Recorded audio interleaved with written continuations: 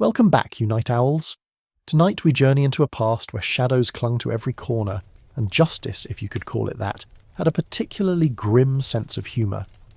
Imagine, if you dare, a cobblestone square, the air thick with anticipation, not of a market day or a festive gathering, but of something far more sinister. You're standing there, perhaps clutching a rough wool cloak around you, the chill of fear seeping into your bones despite the midday sun.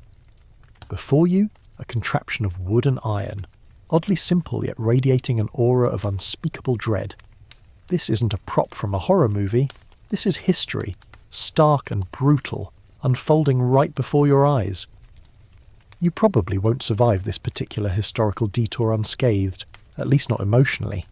So, before you get comfortable, take a moment to like the video and subscribe, but only if you genuinely enjoy what I do here. And while you're at it, why not drop your location and local time in the comments? It's always fascinating to see just how far our little circle of night owls stretches across the globe. Now, dim the lights, maybe turn on a fan for that soft background hum, and let's ease into tonight's journey together. Our story, or perhaps our cautionary tale, begins not in the medieval period itself, but much, much earlier, burrowing deep into the ancient world. You see, the idea of punishing a body by breaking it, of using a person's own physical frame against them, isn't some medieval invention that sprung fully formed from the minds of particularly inventive sadists.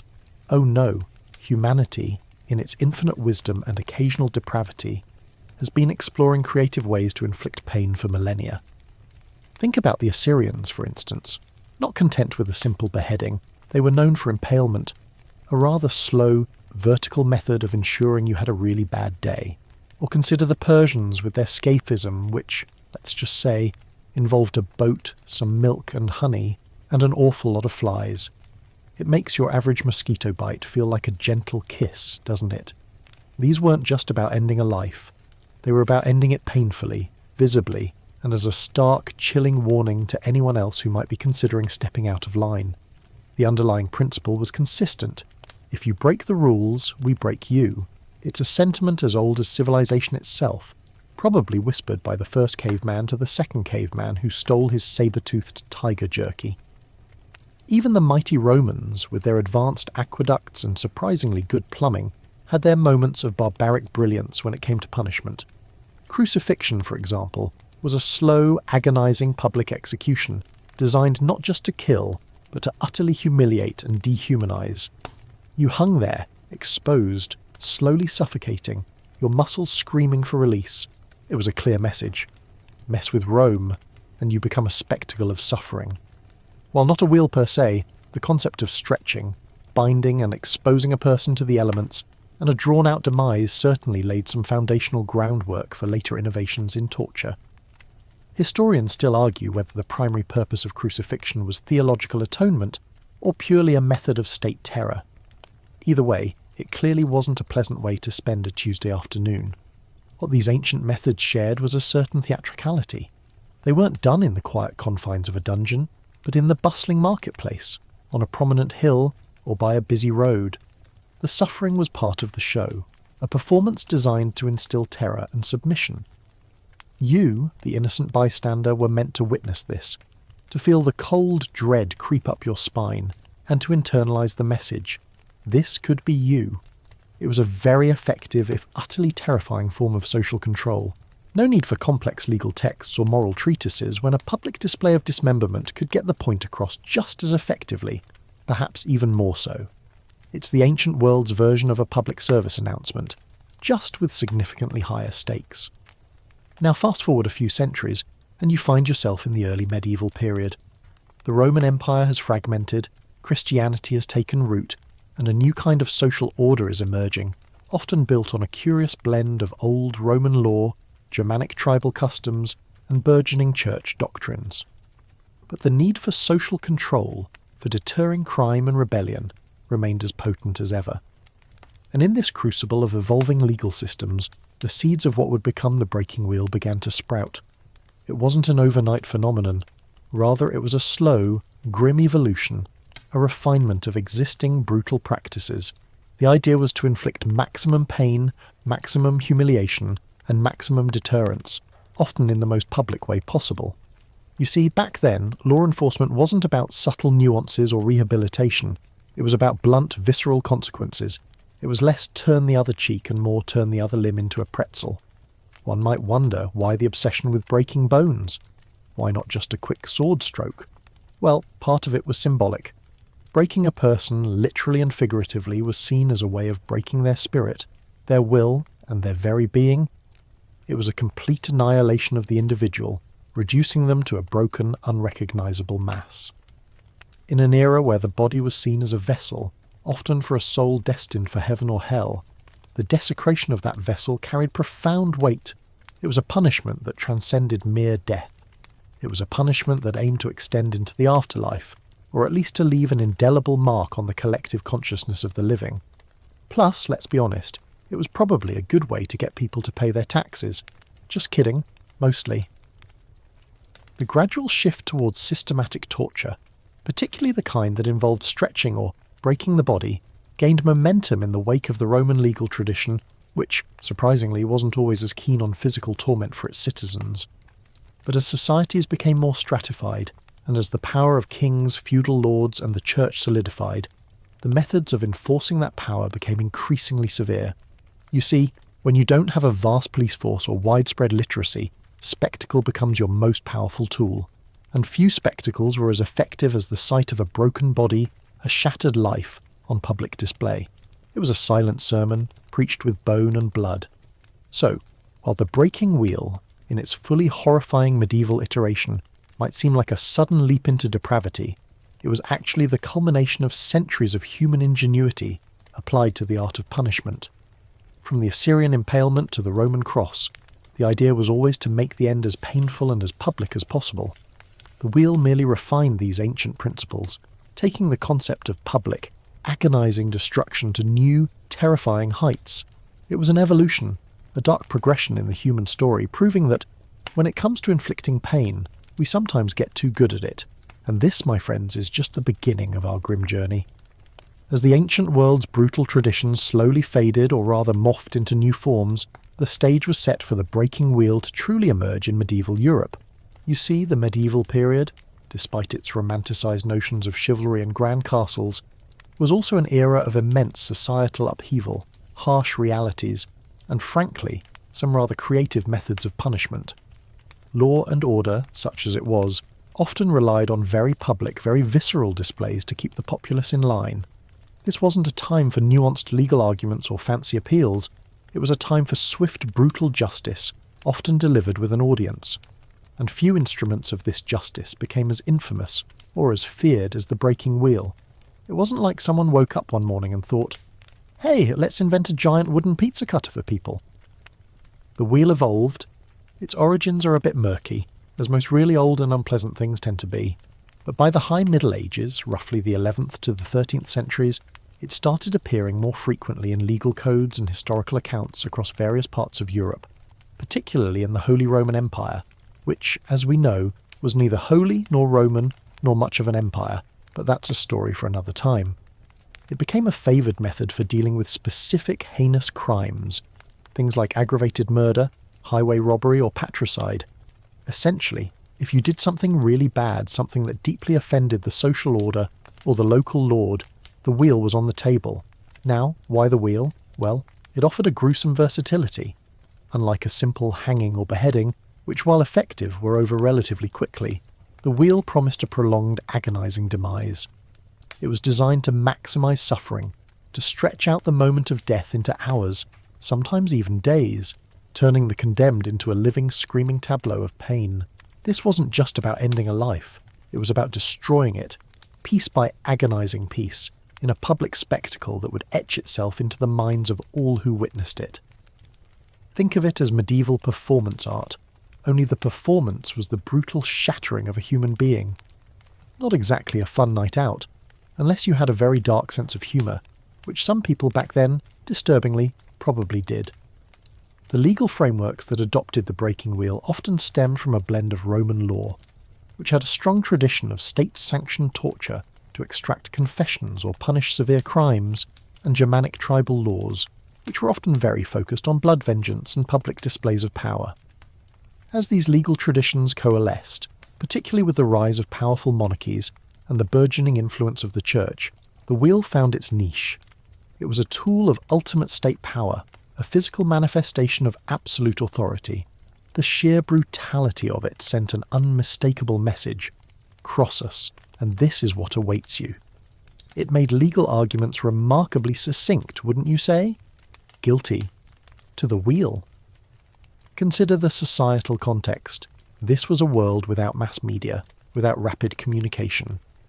News travelled slowly, often by word of mouth. How do you communicate the absolute severity of a crime and the unyielding might of justice to a largely illiterate population scattered across vast, often isolated lands? You stage a show. A really, really gruesome show. The breaking wheel became a powerful symbol, a macabre monument erected not out of stone, but out of shattered bone and tormented flesh. It wasn't just punishment, it was propaganda. You, the villager, watching this horror unfold, were meant to internalise the lesson. Obedience was survival. One quirky tidbit, if you can call anything related to this quirky, is that the exact design and application of the wheel varied quite a bit from region to region. It wasn't a standardised IKEA kit for torture. Some wheels were essentially large wagon wheels, others were more elaborate frames. The method of breaking also differed. Sometimes the condemned was tied to the spokes, and then the wheel was slowly turned while blows were delivered. Other times, the victim was simply laid out on a cross-shaped wooden frame, and the wheel, or a similar heavy implement, was used to break bones. Historians still argue whether the primary intention was always to kill quickly or to prolong suffering as much as possible. It probably depended on the mood of the local lord and the severity of the alleged crime. One thing's for sure, it wasn't a build-your-own-adventure story you wanted to be a part of. The process often began long before the actual execution. The condemned would be paraded through the town, perhaps in a cart or forced to walk, often with a placard detailing their crimes. This public shaming was an integral part of the punishment, designed to strip away any last vestiges of dignity. Imagine the taunts, the jeers, the occasional thrown refuse. You're already psychologically broken before you even reach the execution ground. This pre-show humiliation served to reinforce the idea that the condemned was no longer fully human, no longer worthy of sympathy. It dehumanized them in the eyes of the public, making the atrocities to come somehow more palatable, or at least less shocking. It's like the medieval version of a villain origin story, only without the cool superpowers at the end. And the crimes that warranted the wheel were often those that directly threatened the stability of the feudal system. Banditry, for instance, which disrupted trade and travel, or attacks on noblemen.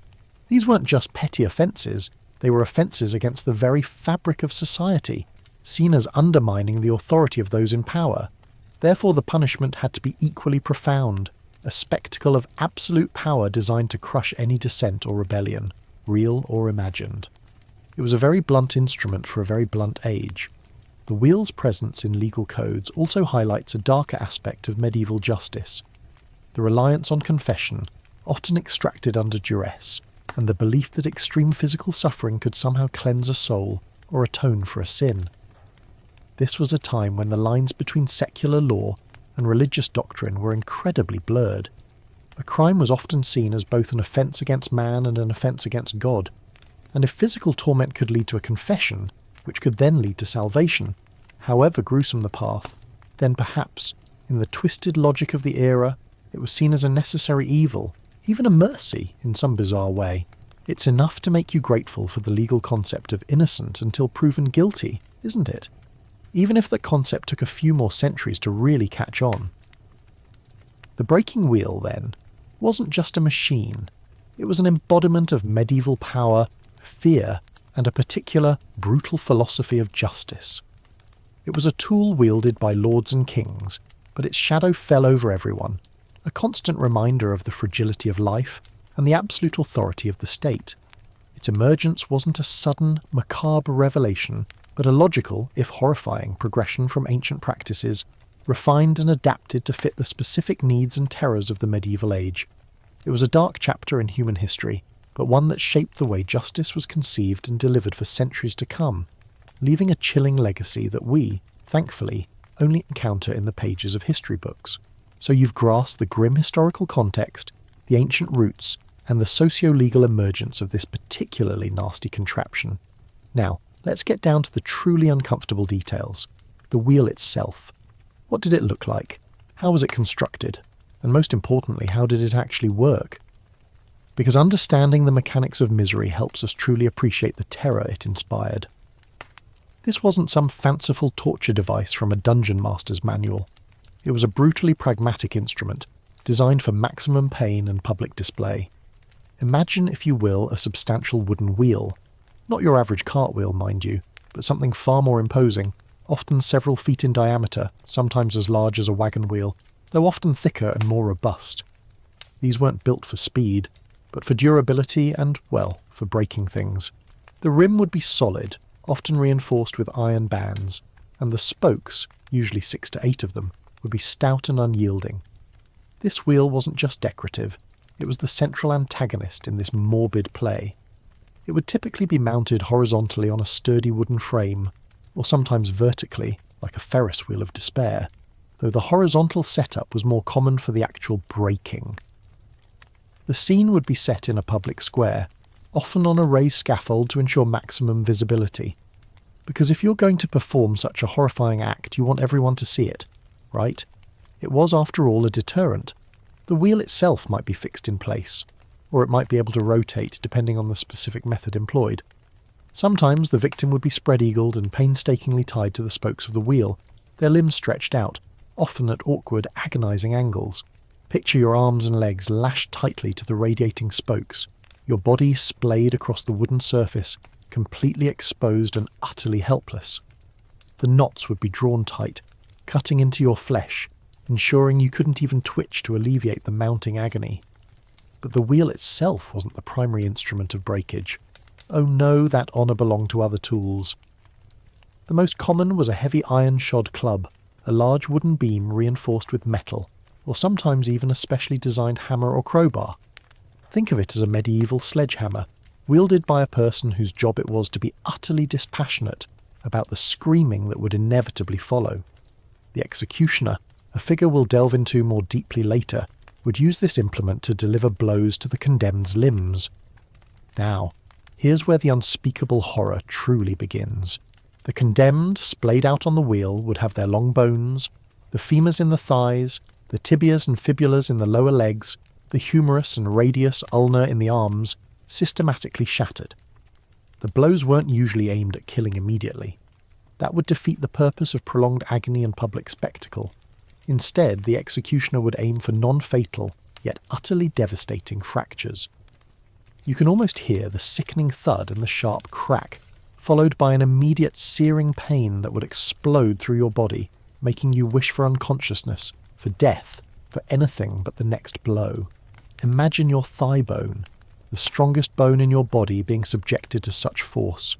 It wouldn't just crack, it would splinter, fragment and turn into a jagged mess within your flesh. Each strike would be agonizing, a fresh wave of unimaginable torment.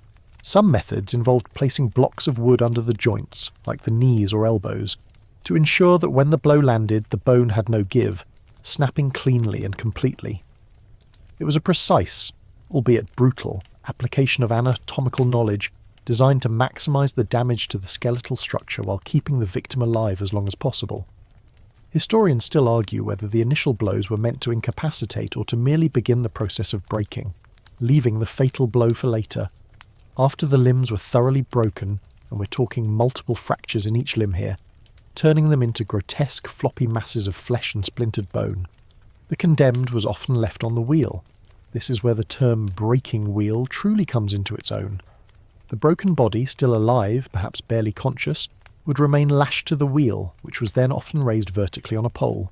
Think of it as a macabre flag, a living, suffering banner of justice, and there you would hang, your broken limbs dangling, your body a shattered ruin, exposed to the elements, to the sun, to the rain, to the jeers of the crowd, and to the crows that would inevitably begin to circle.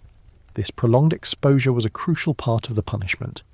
It wasn't just about dying, it was about dying slowly, visibly, and without dignity. Dehydration, blood loss, shock, and exposure would eventually claim your life, but it could take hours, sometimes even days, Depending on the initial injuries and the resilience of the victim, it's like a really, really terrible camping trip, only you're tied to a wheel and your bones are jelly. The stench of blood, sweat and fear would permeate the air, a visceral reminder of the consequences of crime. One slightly morbid but fascinating detail is that in some regions there was a specific order to the breaking. Sometimes the lower limbs were broken first, then the upper limbs, and finally a coup de grace might be delivered, a final, fatal blow to the chest or neck, or strangulation, often as a supposed act of mercy if the executioner was feeling particularly generous, or if the victim had suffered enough for the crowd's satisfaction.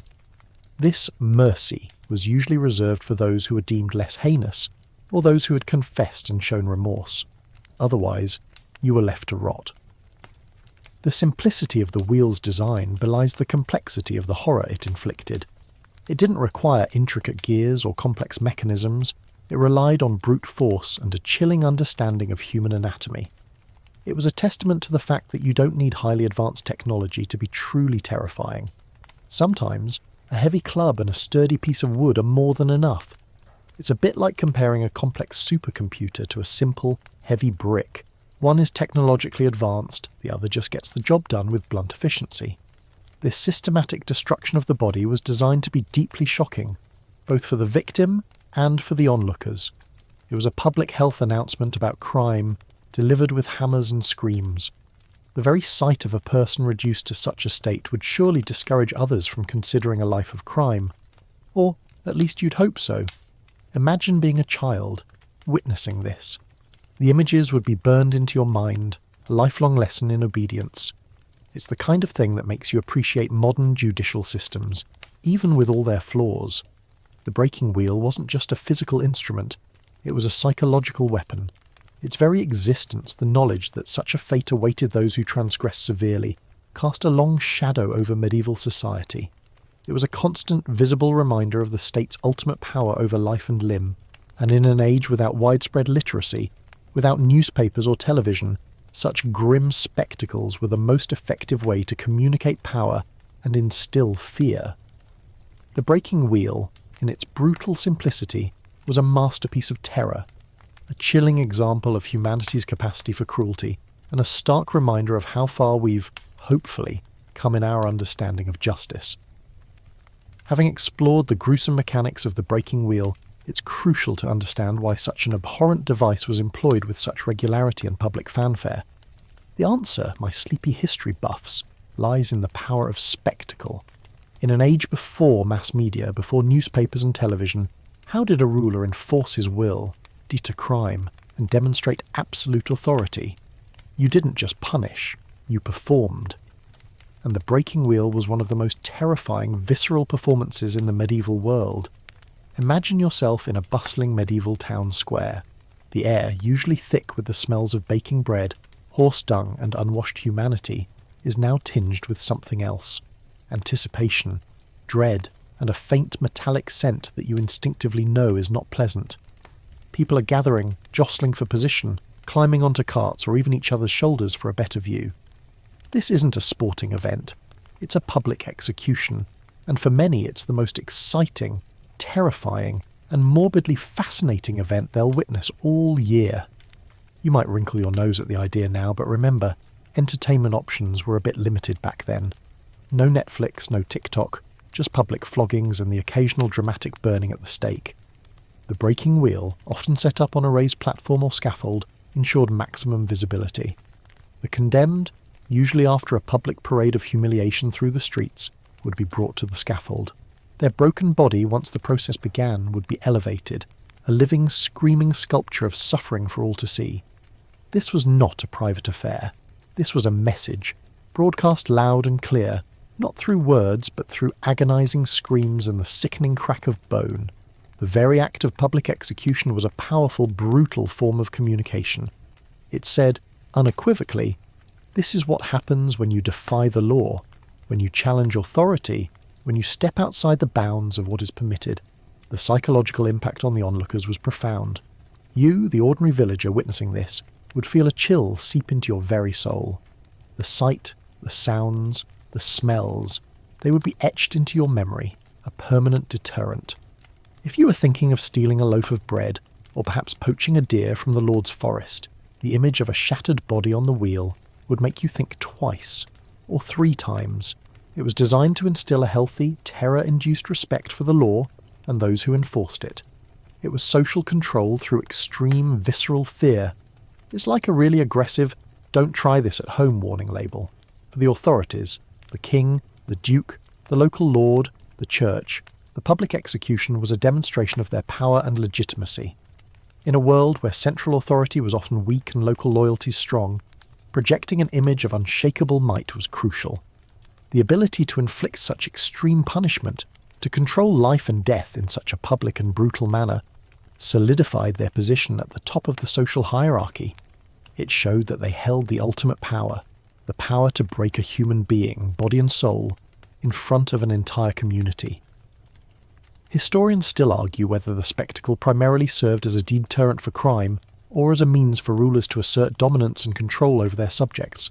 Perhaps it was a bit of both. Moreover, these events often served a secondary purpose, reaffirming societal norms and moral codes. The crimes that typically led to the breaking wheel, aggravated murder, highway robbery, patricide, or egregious blasphemy, were seen as deeply disruptive to the social fabric. By punishing these crimes with such severity, the community was reminded of the fundamental rules and values that held their world together. It was a communal purging, a reassertion of order in the face of chaos. The executioner in this sense was not just an inflictor of pain, but a restorer of balance, a rather grim and bloody one. Consider the ritualistic aspects too. Public executions often followed a strict protocol from the procession of the condemned to the final display of the broken body. This ritualization added to the gravitas and solemnity, however twisted, of the event. It wasn't random violence. It was sanctioned, ordered, and often even blessed by the church. The church, in fact, often played a significant role in these proceedings, lending moral authority to the state's actions. The belief was that the condemned, by suffering such a horrific end, might atone for their sins and perhaps even gain salvation. A rather painful path to redemption, wouldn't you agree? It's like having to run a marathon through a swamp of Legos just to get a participation trophy. And let's not forget the sheer, morbid fascination. In a world with little formal education and even less diverse entertainment, a public execution was a dramatic event. People would travel miles to witness them. It was a macabre form of community gathering, where emotions ran high: fear, outrage, pity, and sometimes a chilling sense of schadenfreude. The crowd wasn't just passive observers.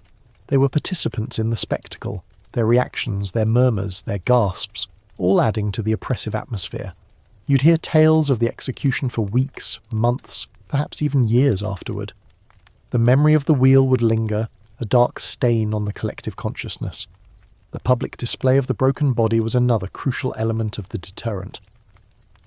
After the victim had finally succumbed, which, as you know, could take an agonizingly long time, their shattered remains were often left on the wheel, exposed for days, weeks, or even months. Sometimes the wheel would be hoisted high on a pole at a crossroads or along a major road, a gruesome landmark. This wasn't just about punishing the living, it was about punishing the dead, and more importantly, about sending a continuous visible warning to all who passed by. The sight of rotting flesh, picked at by crows, was an undeniable testament to the consequences of defying authority. It was a permanent grisly billboard advertising, "Crime doesn't pay." This practice of leaving bodies on display wasn't unique to the breaking wheel, but it was particularly impactful with this method because the body was so grotesquely distorted. It wasn't just a dead body, it was a ruined one, a testament to extreme suffering. This served as a chilling reminder of mortality and the fragility of human existence under the stern gaze of medieval justice. It was a constant visual threat, whispered on the wind to anyone who might consider a life of rebellion or crime. While effective in instilling fear, the long-term efficacy of such extreme deterrence is a point of ongoing scholarly debate. Did it truly reduce crime, or did it merely make criminals more cunning? Did it breed a submissive populace, or did it fester resentment that eventually boiled over into rebellion? Historians still argue whether the severity of these punishments was a true reflection of the crime rates, or a sign of increasing desperation by authorities to maintain control in turbulent times? It's a complex question, one without a simple answer, much like trying to understand why anyone would willingly choose socks with sandals. Ultimately, the public spectacle of the breaking wheel was about control. It was about defining boundaries, enforcing order, and demonstrating power in the most unambiguous and terrifying way possible. It was a grim pageant, a horrifying drama played out on the public stage, with real lives and real suffering as its grim props. And it reminds us, rather starkly, of the lengths to which societies have gone, and perhaps still do, to maintain their preferred order, even if it means resorting to unspeakable horrors. You've witnessed the brutal stage and understood the purpose of the grim performance. Now let's shift our focus to the protagonist, if you can call them that, of this macabre drama, the condemned. Their journey to the wheel wasn't a sudden event. It was a carefully orchestrated prelude to pain, designed to strip away dignity, instill fear, and maximise suffering long before the first blow was struck. This psychological torment was as integral to the punishment as the physical agony itself. Imagine, for a moment, that you are this person. Perhaps you've been languishing in a cold, damp prison cell for weeks or even months. The food, if you get any, is meagre, the water foul. The air is thick with the stench of human waste and despair. You're likely shackled, your limbs aching, your mind a swirling vortex of fear and fleeting hope. This isolation, this constant uncertainty, is the first layer of torture. Your imagination, unchecked, would undoubtedly conjure images far worse than the reality, if that were even possible. It's like waiting for the results of a particularly unpleasant medical test, only the diagnosis is guaranteed to be terminal and involves a very large wheel. Then comes the news. Not good news, obviously. The sentence has been passed. Death by breaking wheel. The words themselves would probably feel like a physical blow knocking the air from your lungs. For many, this moment would be the true breaking point, where all hope would finally evaporate. You'd likely be subjected to a final confession, often under duress, perhaps even torture, not necessarily to discover the truth, but to legitimize the impending execution in the eyes of God and man. A voluntary confession made the public spectacle all the more palatable, confirming the condemned's guilt and thereby the justice of their fate. The day of the execution would begin with a grim ritual. You'd be brought out of your cell, perhaps given a last meal, often dry bread and water, sometimes a small amount of wine, a final, hollow gesture of mercy. You'd be stripped of your own clothes, perhaps given a rough, coarse garment, or even naked, further emphasizing your dehumanization. Your hands might be bound, your feet shackled. You're no longer a person. You're an object, a prop in the coming spectacle. Then begins the procession. You might be forced to walk through the streets, or be carted in an open wagon, often with a priest or monk walking alongside, intoning prayers or urging repentance. This was no quiet walk to the gallows. This was a deliberate public parade of shame. The streets would be lined with onlookers, townsfolk, villagers from surrounding areas, children, all eager to witness the morbid event. Imagine their faces, a mixture of fear, fascination, pity, and sometimes outright hostility. They would jeer, throw refuse, and hurl insults, reinforcing your isolation and confirming your status as an outcast, a transgressor beyond redemption. It's like a really bad reality TV show, but with actual tangible consequences. This public exposure served multiple purposes. For the authorities, it reinforced the message of the punishment. Behold, the fate of criminals. For the crowd, it was a cathartic release, an opportunity to collectively condemn the perceived wrongdoer and reaffirm their own moral standing. For you, the condemned, it was an agonizing prelude, each step a further descent into despair. You would hear your name cursed, your crimes recounted, your very existence reviled. Every single one of your senses would be assaulted. The shouts, the smells of the crowd, the jarring motion of the cart, the cold dread in your gut. This was designed to break your spirit before your body. Upon reaching the scaffold, the final preparations would begin. You'd be stripped further, perhaps completely naked, or clad only in a loincloth. This complete exposure amplified the humiliation and vulnerability. Your body, soon to be shattered, was already laid bare for all to see, a stark testament to your powerlessness. The executioner, A shadowy figure, often masked or hooded, would be present, preparing his instruments, the heavy wheel, the iron-shod club. The sight of these tools would undoubtedly send fresh waves of terror through you. It's like seeing the dentist drill, but knowing it's coming for your femur, not just a cavity. Then came the lashing. You would be painstakingly tied to the wheel, often spread-eagled across its spokes, your limbs stretched taut. Ropes would be drawn incredibly tight, cutting into your flesh, immobilizing you completely. The position itself would be uncomfortable, even agonizing before any blows were struck. Your muscles would strain, your breath would come in shallow gasps. This binding ensured you couldn't move, couldn't flinch, couldn't even try to soften the impact of the coming blows. You were utterly, completely helpless, a living target. Historians still argue whether the meticulousness of the lashing was primarily for control or an added layer of psychological torment, ensuring the condemned understood their complete subjugation. The very public nature of this setup also meant that attempts at resistance were futile. Any outburst, any struggle, would only be met with more force, more humiliation. The crowd too acted as a silent enforcer, their presence demanding compliance.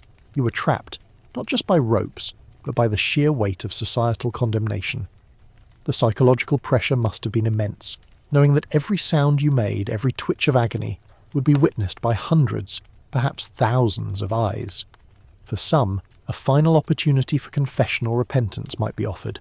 A priest might lean in, whispering last rites, urging you to seek salvation in your final moments. For those who did confess, a swifter death might be granted, the coup de grace to the neck or heart, ending the suffering quickly. But for the unrepentant, for those deemed particularly wicked, or for those whose crimes were meant to be a maximum deterrent, the full measure of the wheel awaited. No quick end, no merciful blow. Just the slow, agonizing shattering of every bone. It's a bit like being offered two desserts, one made of delicious chocolate, the other a plate of raw onions, and being told to choose wisely. The hours leading up to the execution, the procession, the public shaming, the meticulous binding, these were all carefully choreographed acts designed to dehumanize and terrorize. They served to isolate the condemned, to strip them of their identity, reducing them to mere flesh and bone, ready for the breaking. By the time the executioner raised his club, the condemned was often already a shadow of their former self, psychologically broken, their will to resist crushed under the weight of fear and despair. This preparation also served to desensitize the public. By gradually building the tension, by presenting the condemned as less than human, the horrific act that followed could be witnessed without widespread moral outrage.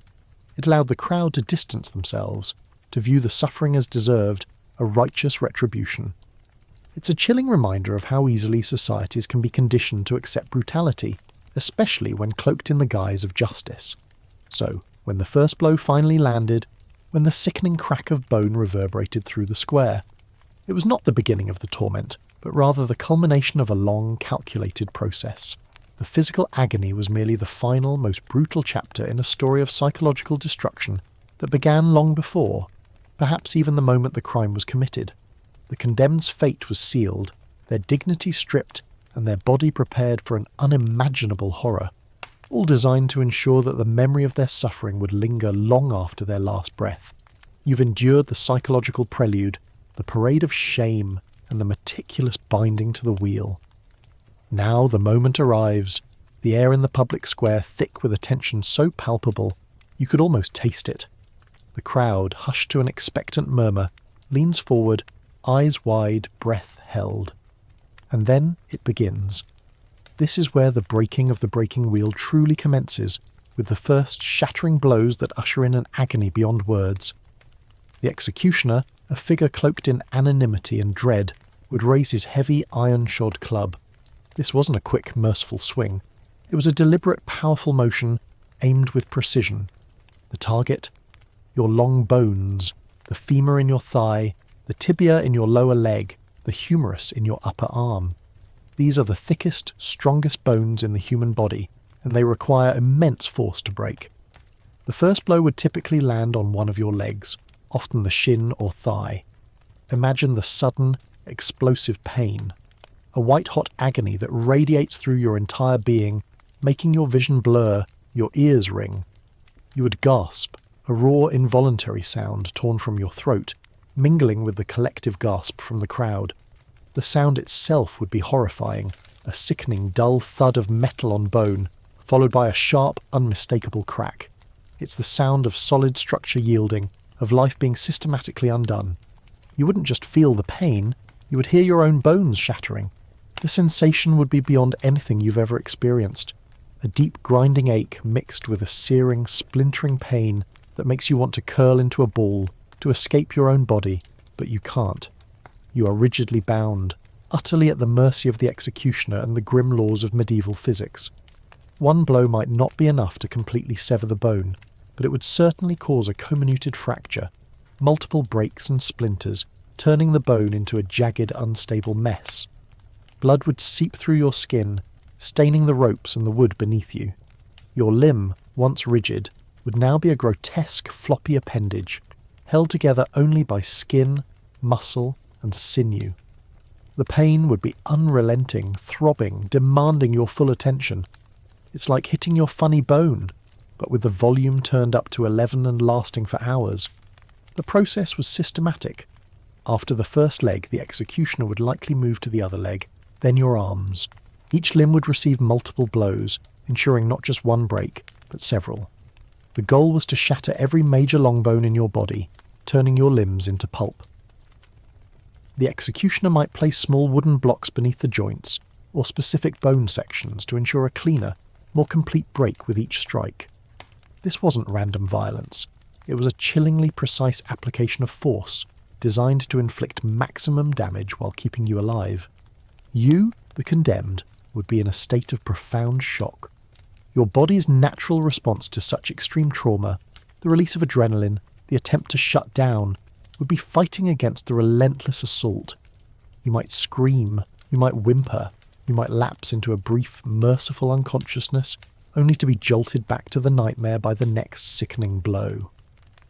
Your muscles would spasm, your breath would come in ragged gasps, your eyes might roll back in your head. It's a complete sensory overload of agony. The crowd, meanwhile, would be a mix of reactions. Some might turn away, unable to bear the sight or sound. Others would remain fixed, morbidly fascinated, perhaps murmuring prayers for your soul or for the swift delivery of justice. Children, brought by their parents, would stare, their innocence shattered by the gruesome reality unfolding before them. It was a visceral lesson, burned into the collective memory of the community.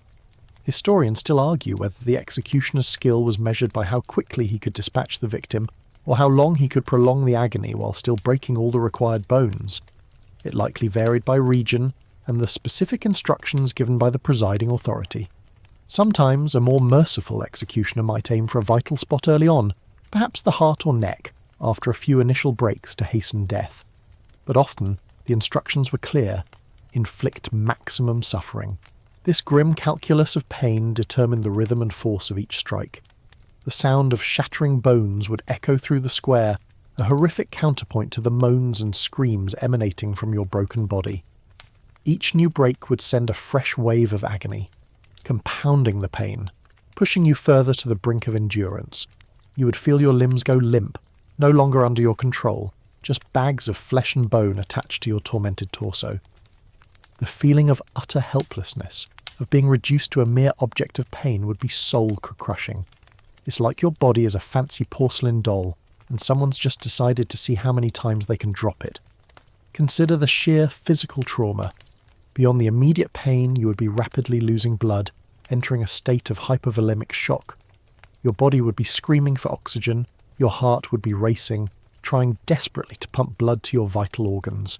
But with each shattered bone, more blood would be lost internally, pooling in the mangled tissues of your limbs. You would feel cold, clammy, perhaps even start to hallucinate as your body fought a losing battle against the overwhelming trauma.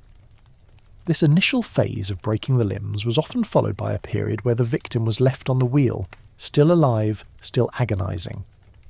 The executioner might step back, allowing the crowd to witness the full horror of the broken form and allowing the victim to slowly, excruciatingly succumb to their injuries.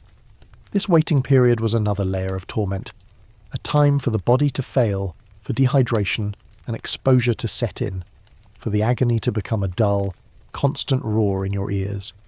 It's the medieval version of "please hold, your call is important to us," only the music is screams and the wait time is eternal. The first blows were not just about physical destruction, they were about a complete and utter annihilation of the person. They transformed you from a living, breathing individual into a grotesque, broken effigy of a human being. It was a profound act of dehumanization, rendering you beyond recognition, reducing you to a mere vessel of suffering. And as the initial strikes were delivered, the public, the authorities, and even the condemned themselves would understand that the point of no return had been crossed. There was no turning back, only the long, agonizing path to a slow, horrific end. You've endured the shattering blows, the sickening crack of bone, and the immediate overwhelming surge of pain. But behind every such act there's a figure, often anonymous, performing the grim task. Let's turn our attention now to the executioner, the master of misery, the official purveyor of pain. This wasn't a job for just anyone. It was a profession shrouded in fear, revulsion, and a strange, undeniable necessity within medieval society. The executioner was a paradox.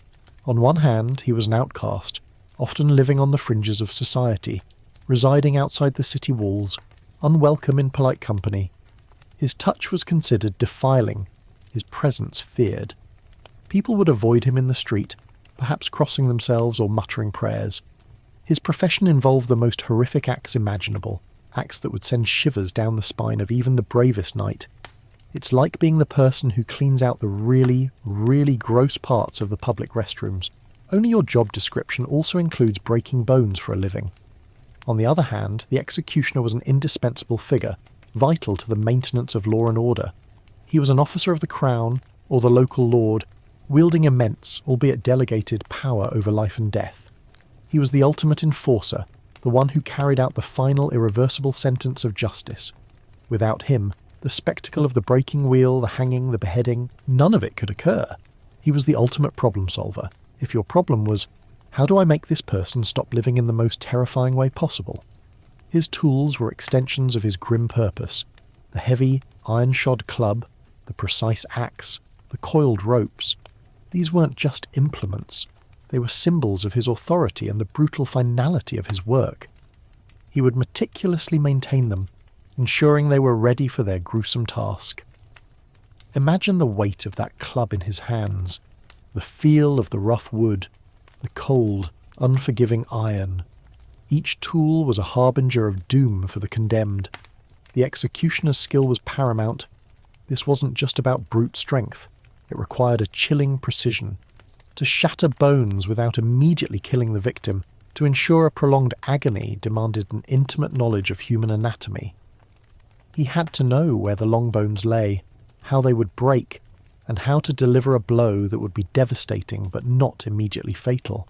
Historians still argue whether some executioners took pride in their craft, perhaps aiming for the most aesthetically, in a very dark sense of the word, broken body, or simply sought to fulfill their duty as efficiently as possible. His training, often passed down from father to son or apprentice to master, would have been brutal. He might have practiced on cadavers or even animals, honing his technique, learning the sickening feel of bone giving way. He had to be strong, steady, and utterly detached. Imagine the psychological toll of such a profession. How do you go home to your family after a day of breaking human beings on a wheel? Perhaps he developed a hardened shell, a complete emotional numbness, or sought solace in drink. One quirky tidbit is that in some regions, executioners were also tasked with other unpleasant duties, like cleaning cesspits or handling lepers, further cementing their outcast status. Despite the fear and revulsion, the executioner often earned a decent living, at least by medieval standards. He was paid for each execution, sometimes also receiving the condemned's clothes or other personal effects. He often held a monopoly on his grim services within his jurisdiction. This financial incentive, however macabre, was certainly a factor in taking on such a dreadful profession. It's a bit like being a highly paid celebrity chef, but your signature dish is shattered femur surprise. The role of the executioner also intersected with local superstition and folklore. His blood, his tools, even the soil beneath his gallows were sometimes believed to possess magical or curative properties, particularly for ailments like epilepsy or warts. People might try to collect drops of the condemned's blood for various remedies, or even, bizarrely, pieces of the rope used for hanging. This strange blend of revulsion and bizarre reverence speaks to the powerful, almost mystical, place the executioner occupied in the medieval psyche. He was both feared demon and necessary functionary, an embodiment of the darkest aspects of justice. For the condemned, the executioner was the ultimate figure of dread. He was the last person they would see, the last person to touch them, the one who would usher them into their agonizing end. His movements would be observed with desperate intensity, each lift of his arm, each adjustment of his stance, signalling another wave of impending pain. There was no appealing to him for mercy, no begging for respite. His duty was to execute the sentence, not to question it. The executioner's presence also added to the ritualistic nature of the punishment. His actions were precise, almost choreographed. He wasn't simply a brute, he was a craftsman of death, following established procedures, adhering to a grim protocol. This formality lent an air of legitimacy to the proceedings, emphasizing that this was not random violence but a solemn act of justice sanctioned by the authorities. It's like a medieval version of a highly choreographed dance, only the music is screams and the costumes are blood-soaked rags. Historians still debate the extent to which executioners felt remorse or psychological distress. Some accounts suggest a hardened detachment, while others hint at internal struggles or attempts to rationalize their actions within the religious framework of the time. Perhaps they believed they were agents of divine justice, helping the condemned atone for their sins through suffering. Or perhaps they simply numbed themselves to the reality of their work. We can only imagine the dark corners of a mind that regularly performed such acts. The executioner's unique societal position also meant he often lived in isolation, socially ostracized, but economically necessary. He might be allowed certain privileges, or even be given special legal protections due to the dangerous and unpopular nature of his work. Yet, he would always remain apart, a necessary evil, a chilling reminder of the raw power of the state and the dark depths of human nature. So, while the condemned suffered on the wheel, and the crowd watched in morbid fascination, the executioner was the central active agent of this horror. He was the one who translated the decree of justice into flesh and blood agony. His role, while undeniably gruesome, was integral to the workings of medieval society, a dark mirror reflecting the brutal realities of law, power, and human suffering. And as he performed his dreadful duties, he reinforced the chilling message of the breaking wheel, that in this era justice was swift, brutal, and delivered with unyielding force. You've witnessed the methodical shattering of bones, delivered by the grim hand of the executioner. But the horror of the breaking wheel wasn't just in the immediate searing pain of broken limbs. Its true terror lay in the slow descent, the prolonged agonizing period during which the condemned, their body a ruin, lingered between life and death. This was a deliberate design, a cruel refinement meant to maximize suffering and amplify the public warning. Once your limbs were systematically broken, your femurs, tibius, humeri, and perhaps even your ribs and collarbones reduced to splintered fragments, you would be left on the wheel. This wasn't a quick exit. Oh no. The executioner had done his work with a perverse precision, ensuring that while your body was utterly devastated, your vital organs remained largely intact. You were alive, just barely, but in an unimaginable state of agony. It's like being hit by a bus, but instead of immediate death, you're just left there, fully conscious, for a very, very long time. The wheel, with your shattered form still bound to it, would often be raised vertically on a tall pole, sometimes at a prominent crossroads, or on a hill overlooking the town.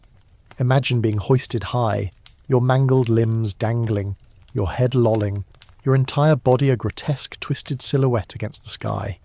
You would be utterly exposed to the elements, the relentless sun, the biting wind, the chilling rain, or the cold of night.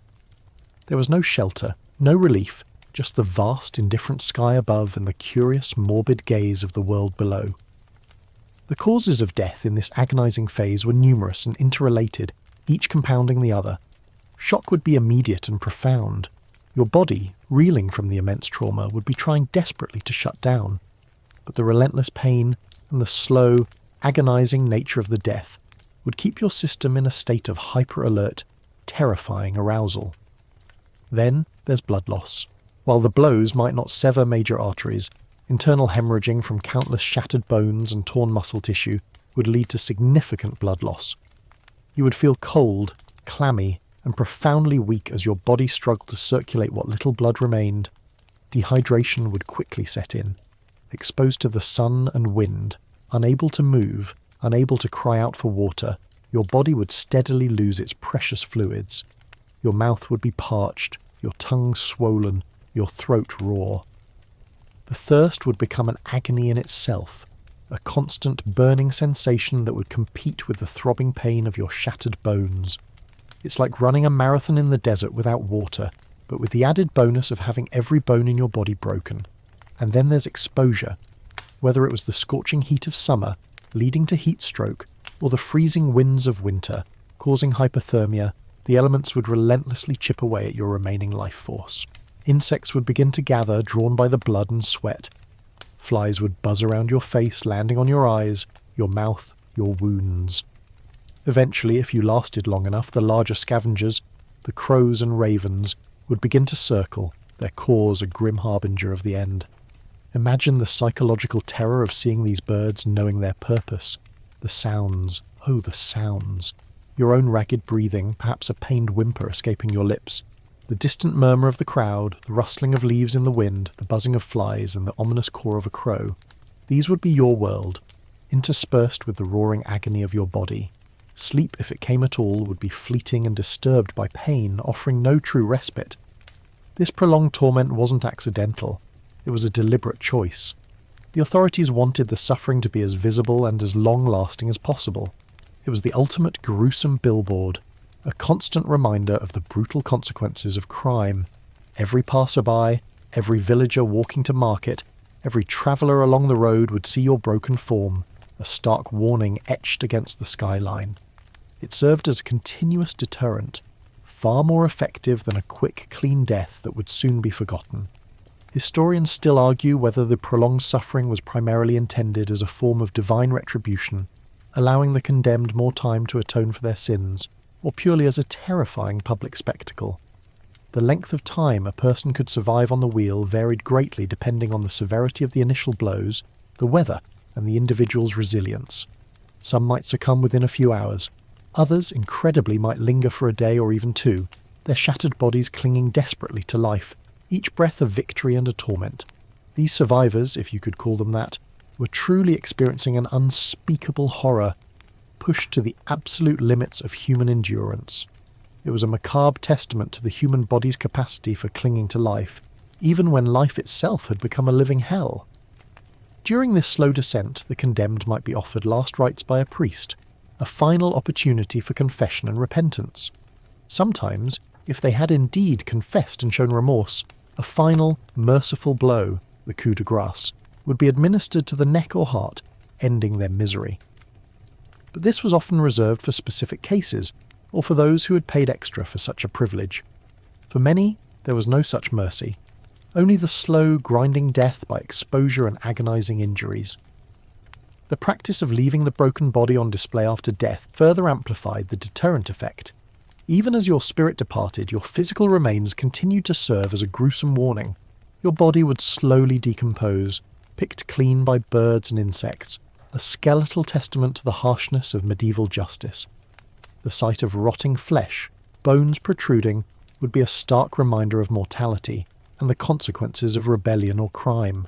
It's like leaving a really, really bad Yelp review for Justice Medieval Edition. This prolonged suffering and display also played into the religious beliefs of the time. The agony endured on the wheel could be seen as a form of purgatory, a temporal punishment that might cleanse the soul of its earthly sins, ensuring a swifter path to salvation. The more you suffered, the more you might atone. It's a rather extreme form of penance, certainly more intense than giving up chocolate for Lent. The slow descent was the cruel heart of the breaking wheel. It wasn't about efficiency. It was about impact. It was about creating a lasting impression of terror and ultimate power. It was a chilling testament to a time when justice was often measured not by fairness, but by the raw, visceral pain it could inflict, making sure that the memory of such horror lingered long after the screams had faded. You've imagined the physical torment, the shattering blows, and the agonizingly slow decline. But the breaking wheel inflicted a suffering that transcended mere physical pain. It was a profound assault on the human psyche, leading to a psychological anguish that, in many ways, was as horrifying as the shattered bones themselves. This wasn't just about destroying the body, it was about utterly demolishing the spirit. Imagine, first, the sheer sense of helplessness. You're completely, utterly immobilized, lashed to a massive wooden contraption, your body stretched and exposed. You cannot fight, you cannot flee, you cannot even meaningfully flinch to escape the blows. Every action, every movement is controlled by another. This absolute lack of agency, the stark realization that you're nothing more than a living object for public torment, would be soul-crushing. It's the ultimate feeling of being trapped, like being stuck in an endless queue for something you never wanted to begin with, only the queue is made of spikes and the prize is more pain. Then there's the anticipation. From the moment your sentence is read, to the procession through the jeering crowds, to the sight of the wheel and the executioner's tools, every second is saturated with dread. Your mind races, conjuring images of the inevitable, each worse than the last.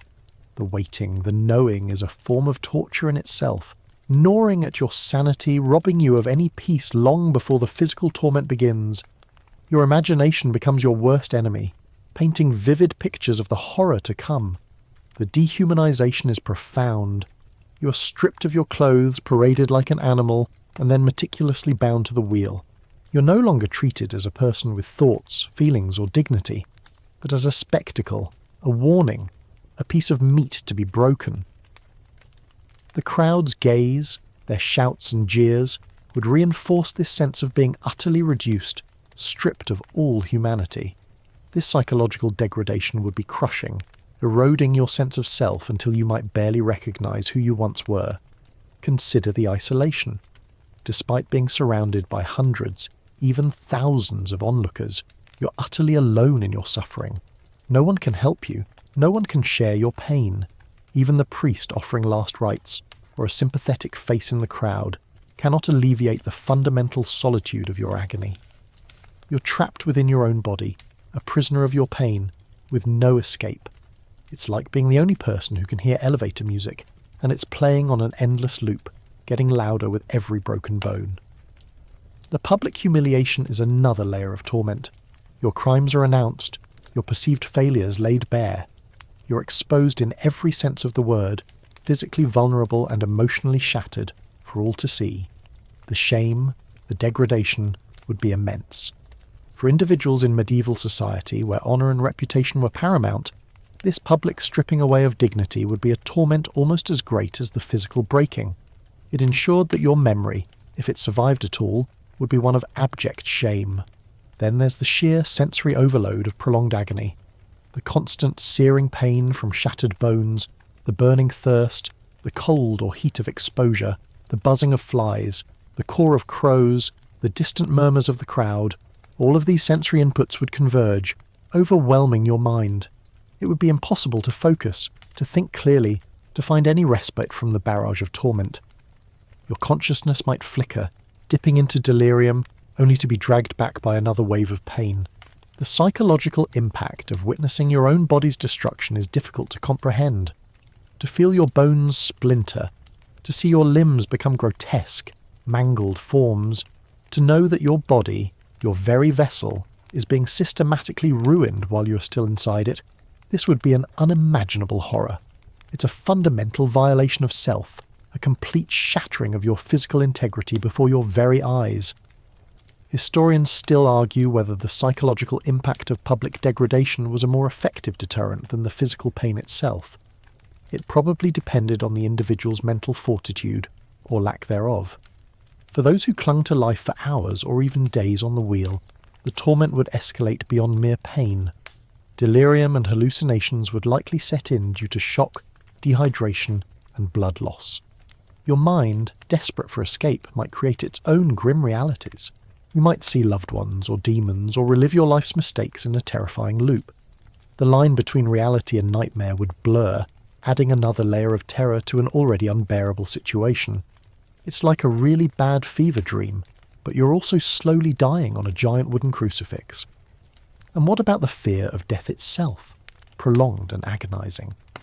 It's one thing to face a quick end, another entirely to confront your mortality inch by excruciating inch, knowing that release is not swift but a drawn-out battle against an inevitably failing body.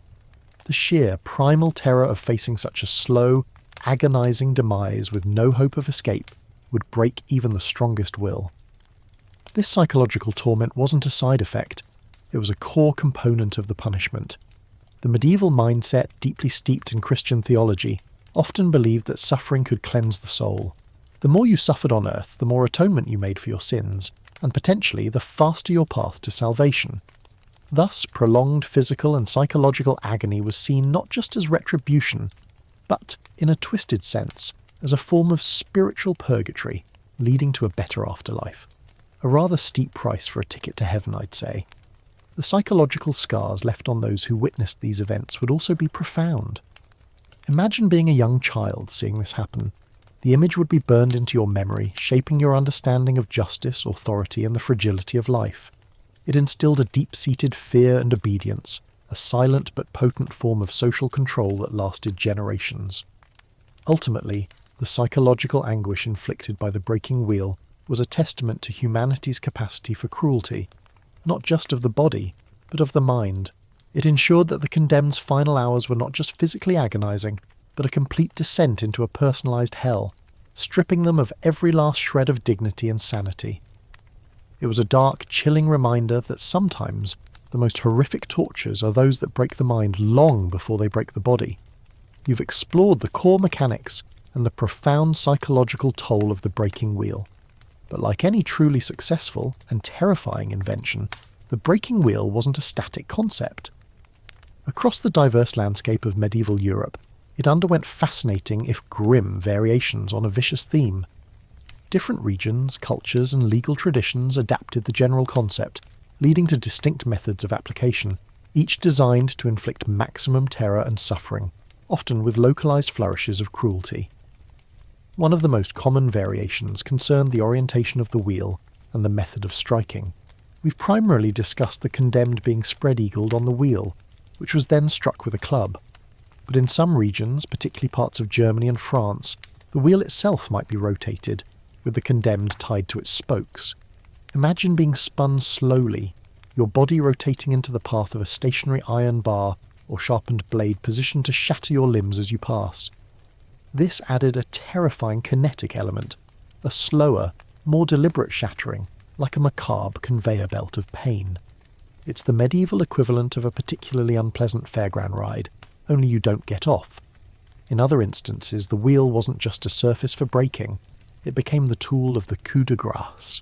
After the initial shattering of limbs on a separate wooden cross or platform, the broken body might then be woven into the spokes of a large wagon wheel, which was then hoisted aloft on a pole.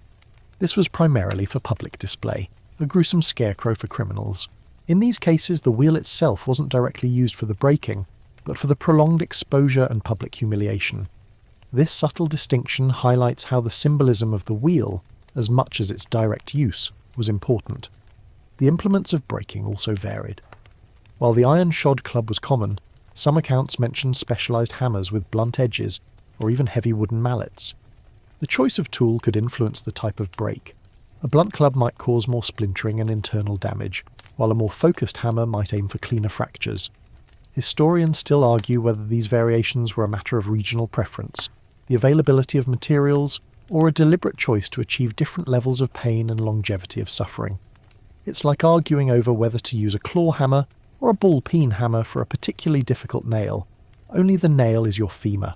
The order of blows and the number of breaks were also subject to regional customs and the specific decree of the court. In some places it was customary to break the lower limbs first, then the upper, and finally deliver a fatal blow to the chest or neck, or to allow strangulation. In others, the executioner might be specifically instructed to prolong life as much as possible, delivering only non-fatal blows until the condemned succumbed to shock and exposure. There were even instances where a merciful executioner might covertly aim for a vital organ during an early blow, granting a quicker death, especially if the condemned was deemed less culpable or had influential friends. This unofficial mercy was a quirky, albeit rare, tidbit in the grim tapestry of the wheel. Geographical variations played a significant role. In the Holy Roman Empire, the Radbrechen, wheel breaking, was particularly prevalent and codified, with established rules for its application. France had its own variations, often involving more direct application of the wheel for post-mortem display. In England, the breaking wheel was rarely used as a primary method of execution, with hanging, drawing and quartering being the preferred, equally gruesome alternative for treason. This demonstrates how legal traditions and national character, if one can apply such a term to torture, shape the specifics of punishment. You can almost hear the English executioner saying, "Oh, a wheel? That's a bit flashy, isn't it? Let's stick with good old-fashioned disembowelment." Sometimes additional cruelties were layered onto the wheel. In some accounts, particularly for those deemed especially heinous, the condemned might be dragged by a horse to the execution site, or even flayed, or have parts of their body cut off before being placed on the wheel. These were extreme enhancements, designed to underscore the absolute horror of the crime and the punishment. Think of it as adding extra toppings to a truly unappetizing pizza of pain. The post-execution display also varied. While leaving the broken body on the wheel was common, the duration and location differed. Some might be left for days, others for weeks or months, until nature and scavengers rendered them little more than skeletal remains. The location, whether a prominent crossroads, a city gate, or a hill, was always chosen for maximum visibility, a constant reminder to travellers and locals alike. Consider the role of religious practice in these variations. In deeply religious societies, the manner of death was often intertwined with beliefs about salvation and damnation. Some variations might have been influenced by a desire to extend suffering for perceived atonement, while others might have incorporated prayers or rituals intended to guide the condemned soul. The precise intersection of secular punishment and religious belief is a complex area, with historians still arguing whether the Church implicitly or explicitly encouraged such prolonged suffering for spiritual benefit. Another fascinating, albeit disturbing, variation was the practice of breaking on a cross-shaped frame rather than a wheel itself. In these cases, the wheel referred more to the method of breaking bones than to the specific apparatus used for the initial torture. The victim would be stretched out on a large wooden cross, and then the heavy club or iron bar would be used to shatter their limbs. After the breaking, the broken body might then be transferred to a real wheel for display. This highlights the fluidity of the term breaking wheel and its application. These regional and methodological differences underscore the decentralized nature of medieval justice. There wasn't a universal torture handbook endorsed by some international body, thank goodness. Instead, local lords, towns and legal systems developed their own horrific flavours of punishment, often adapting techniques from their neighbours or inventing new ones based on existing traditions. It was a macabre kind of innovation, driven by the desire for effective deterrence and public display. Ultimately, while the specifics varied, the core purpose remained consistent: to inflict maximum prolonged suffering and to serve as a terrifying public warning. Whether it was a spinning wheel of agony, a stationary cross for shattering, or simply a prominent display of a broken body, the message was always the same: defy authority, and your body will become a testament to its wrath. The breaking wheel, in all its horrific variations, remains a stark reminder of humanity's capacity for cruelty, and its historical reliance on terror as a tool of social control. You've witnessed the breaking, the psychological torment, and the regional variations of the wheel. But the horror didn't end with the condemned's last ragged breath. In a final chilling act of medieval justice, the broken body was often subjected to a grim afterlife, its remains left on public display as a perpetual stark warning. This was the broken body. Post-mortem display, a gruesome tableau designed to imprint fear and obedience onto the collective consciousness. Imagine the scene. The execution is over. The screams have faded, replaced by the murmurs of the dispersing crowd, perhaps a lingering silence broken only by the caw of crows, but your shattered body, still lashed to the wheel, is not removed. Oh no, this is where the deterrent effect truly kicks in, extending the punishment beyond life itself. The wheel, often several feet in diameter, with your mangled form twisted into its spokes, would be hoisted high onto a stout pole, sometimes 20 feet or more off the ground. It would be placed at a prominent location, a crossroads, a city gate, a major thoroughfare, or on a hill overlooking the town. This wasn't subtle. It was a macabre monument, impossible to ignore. The purpose was clear: to serve as a visual deterrent for anyone contemplating similar crimes. Every traveller entering the town, every farmer bringing produce to market, every child playing near the city walls would see it. The sight of a decaying, broken human form, slowly picked clean by scavengers, was meant to instill a deep-seated fear and a profound understanding of the consequences of defying the law.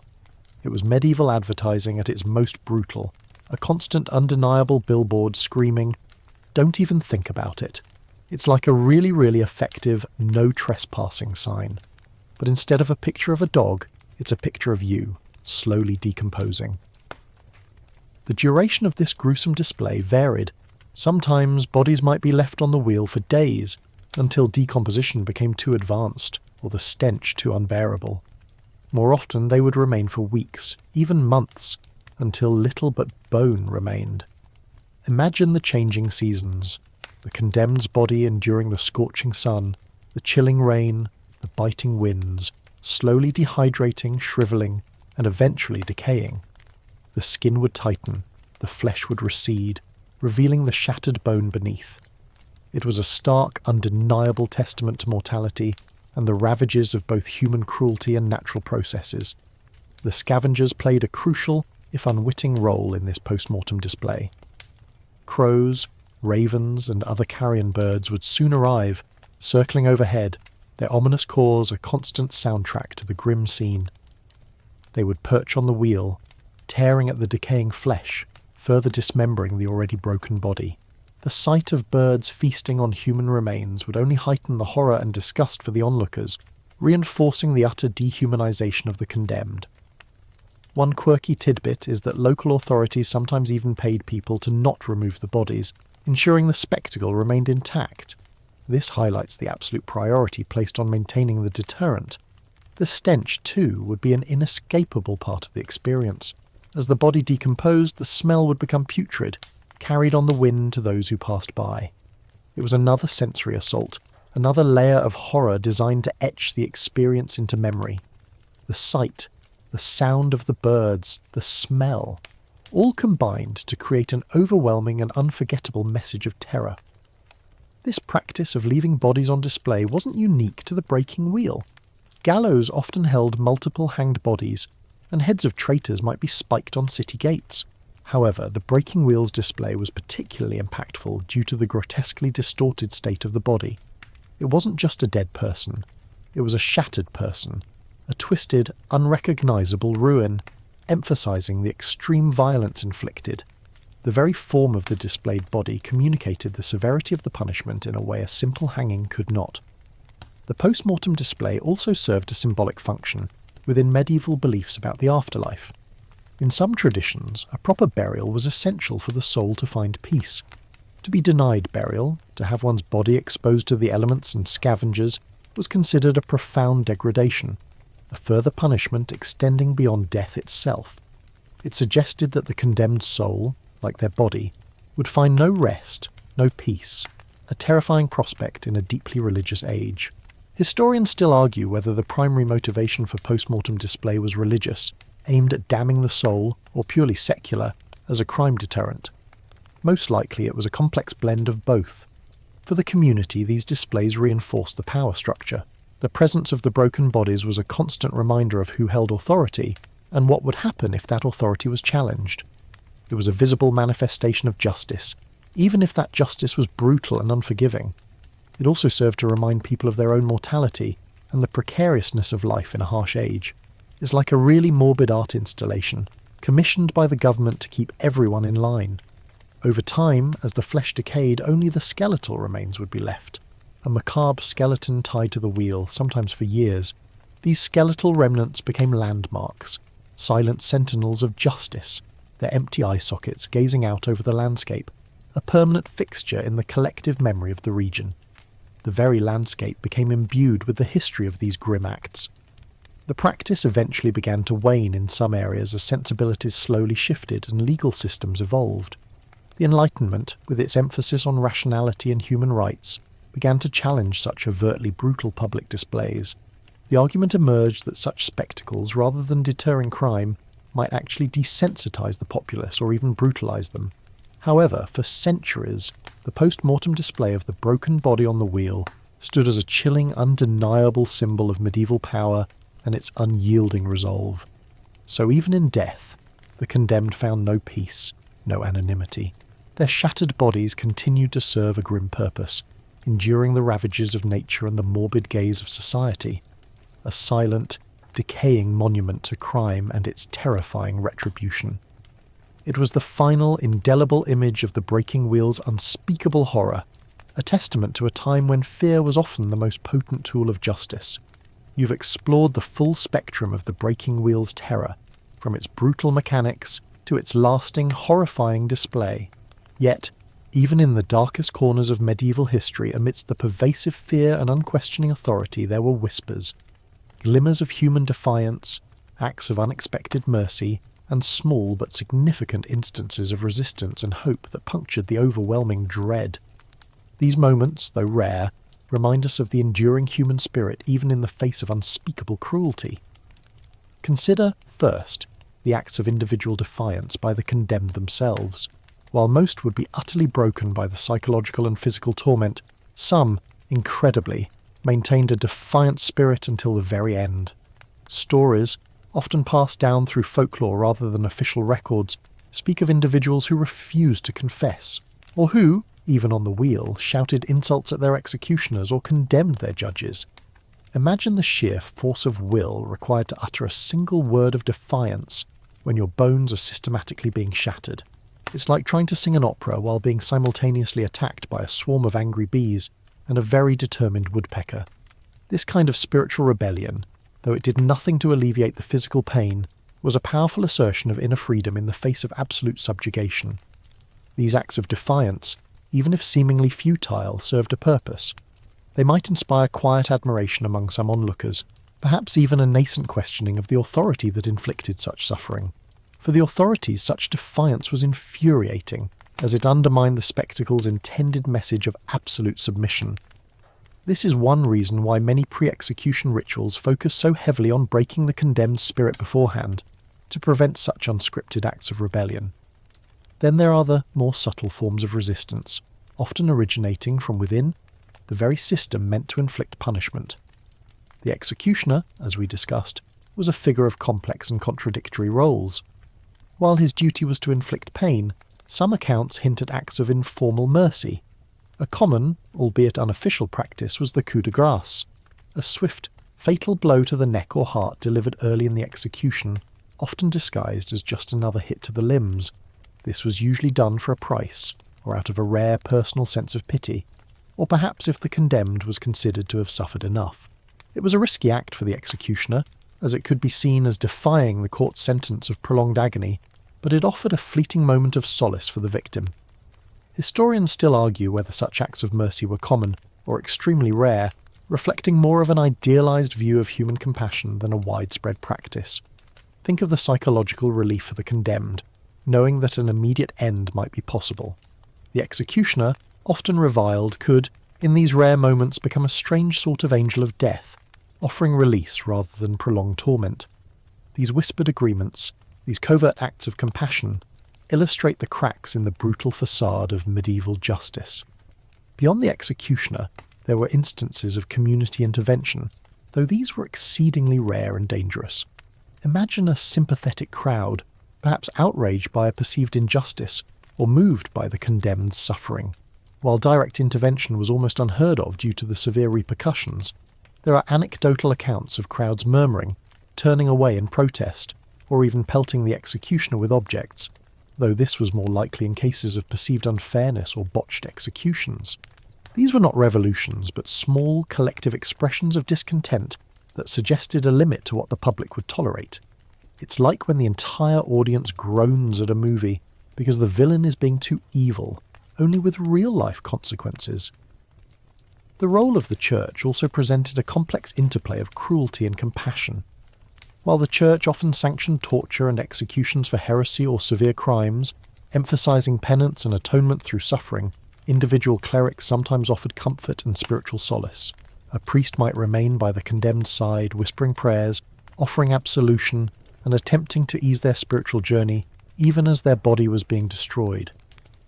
This spiritual support, however limited, offered a psychological lifeline, a reminder that even in utter degradation, there was a hope of divine mercy. This duality highlights the complicated moral landscape of the medieval period, where piety and brutality often coexisted in uncomfortable proximity.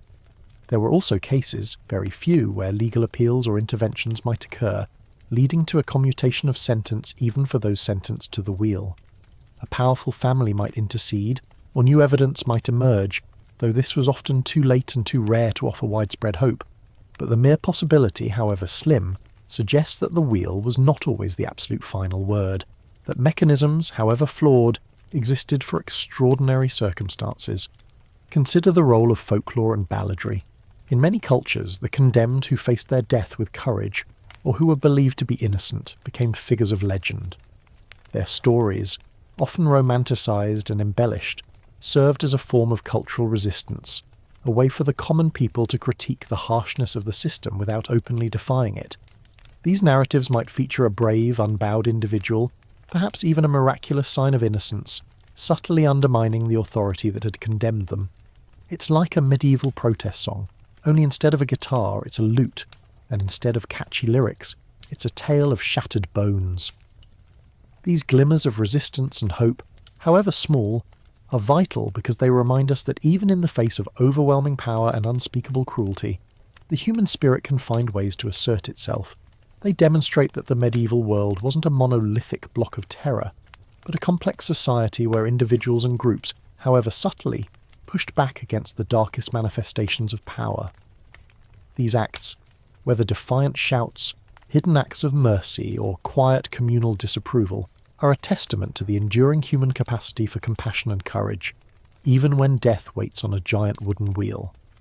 They remind us that even in the grim history of the breaking wheel, there was always a spark of humanity, struggling to survive amidst the overwhelming darkness. You've glimpsed the occasional sparks of resistance in the face of the breaking wheel, but to truly understand its pervasiveness and the chilling rationale behind it, we must delve into a powerful, pervasive force of the medieval era: the Church's view on sin and retribution. The breaking wheel, like many forms of medieval torture and execution, was not merely a secular tool. It was deeply intertwined with religious doctrine, often justified and even sanctified by the spiritual authorities of the time. Imagine, if you will, a world where the Church was not just a moral guide, but a colossal political and social power deeply woven into the fabric of daily life. For the medieval mind, sin was a tangible, terrifying reality, and divine judgment an inescapable certainty. Crime was not just an offence against the king or the community, it was a grievous offence against God. And if a crime was an offence against the Almighty, then surely its punishment should reflect that divine displeasure. This is where the concept of atonement through suffering comes in. In a theological framework where earthly suffering could cleanse the soul and reduce time in purgatory, the breaking wheel, horrifying as it was, could be viewed through a perversely spiritual lens. The intense, prolonged agony inflicted on the condemned was seen by some as a form of forced penance, a last brutal chance for the sinner to atone for their earthly transgressions before facing eternal judgment. The more profound the sin, the more profound the suffering required for expiation. It's like a really, really intense spiritual detox, only with more bone-shattering. The Church's role was complex. While it often preached mercy and forgiveness, its legal and inquisitorial arms frequently sanctioned and even developed various forms of torture to extract confessions, particularly for heresy. The logic was that saving a soul, even through physical torment, was a higher good. If a confession could be obtained, it was believed to bring the sinner closer to God and allow for a proper spiritual cleansing. The breaking wheel, in this context, offered a very public, very visible means of enacting what was seen as both secular and divine justice. Consider the notion of divine retribution. If a community suffered from plague, famine, or military defeat, it was often interpreted as God's wrath, brought about by the sins of its people. Punishing criminals, especially those who committed heinous acts like murder or sacrilege, with extreme brutality like the breaking wheel, was seen as a way to appease God, to restore divine order, and to protect the community from further divine displeasure. The suffering of the condemned became a communal act of propitiation, a bloody sacrifice to rebalance the scales of justice, both earthly and heavenly. Priests and monks were often present at executions, administering last rites, urging confession, and offering spiritual guidance to the condemned. While their presence might seem merciful, it also served to legitimize the execution, framing it as a necessary act within God's divine plan. The condemned, through their agonizing death, could, in theory, achieve salvation. This provided a twisted comfort for some, a macabre hope that their suffering was not entirely in vain. Historians still argue whether the Church's involvement in these brutal punishments was primarily motivated by genuine theological belief in atonement or a pragmatic desire to maintain social control alongside secular authorities. It was likely a blend, as power and piety often walked hand in hand in the medieval world. The Church also played a direct role in establishing legal precedents that allowed for the use of torture. The revival of Roman law, which included provisions for judicial torture, was often supported by ecclesiastical courts, particularly during the Inquisition. While the breaking wheel was typically a secular punishment, the underlying acceptance of torture as a legitimate means of obtaining truth or imposing penance permeated both religious and secular legal systems. It was a climate where extreme methods were not only tolerated but justified as essential tools for rooting out evil and maintaining order. It's like a medieval self-help guru telling you that pain is just weakness leaving the body, but instead of a gentle jog, it's having your bones turned into gravel. Even the coup de grace, the merciful final blow, could be interpreted through a religious lens. While sometimes motivated by human compassion, it was also often seen as a way to hasten the condemned's passage to the afterlife once sufficient suffering for atonement had been inflicted. It was a fine line between just retribution and excessive cruelty, a line that was constantly debated and often blurred in practice. However, it's important to note that the Church's stance wasn't entirely monolithic. There were always voices of dissent, theologians and individuals who argued against the brutality of torture and extreme punishments, advocating for mercy and compassion. Figures like Saint Thomas Aquinas, for instance, engaged in complex theological debates about the justification of punishment, sometimes emphasizing corrective or rehabilitative aspects alongside retributive ones. But these dissenting voices were often marginalized in the face of prevailing legal and social norms that embrace severe penalties. The visual impact of the breaking wheel, with its public display of a shattered body, also served a powerful religious purpose. It was a stark reminder of sin and its wages, a living sermon on the consequences of defying God's law. The decaying body, picked at by birds, reinforced the fragility of earthly life and the eternal consequences of unrepentant sin. It was a grim object lesson for both the faithful and the wavering, solidifying the Church's moral authority alongside the secular ruler's temporal power. Ultimately, the Church's involvement in and justification for the use of the breaking wheel highlight the complex, often contradictory relationship between faith and violence in the medieval period.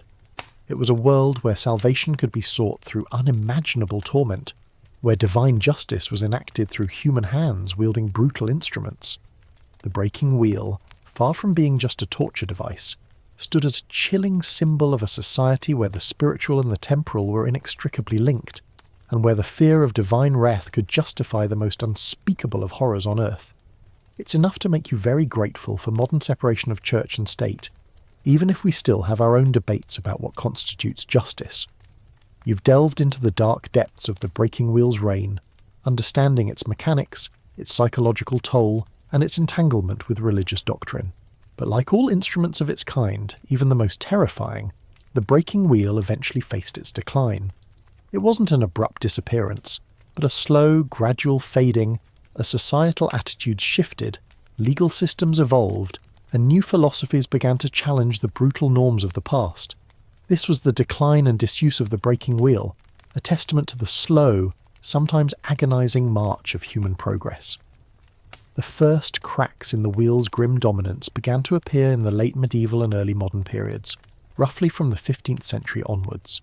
Several factors contributed to this gradual decline. One significant reason was the rise of more centralized state power and professional legal systems. As monarchies consolidated their authority, they began to establish more standardized legal codes and bureaucratic administrations. The need for raw, visceral public spectacle, while still present, began to diminish slightly as other forms of law enforcement and punishment became more formalised and widespread.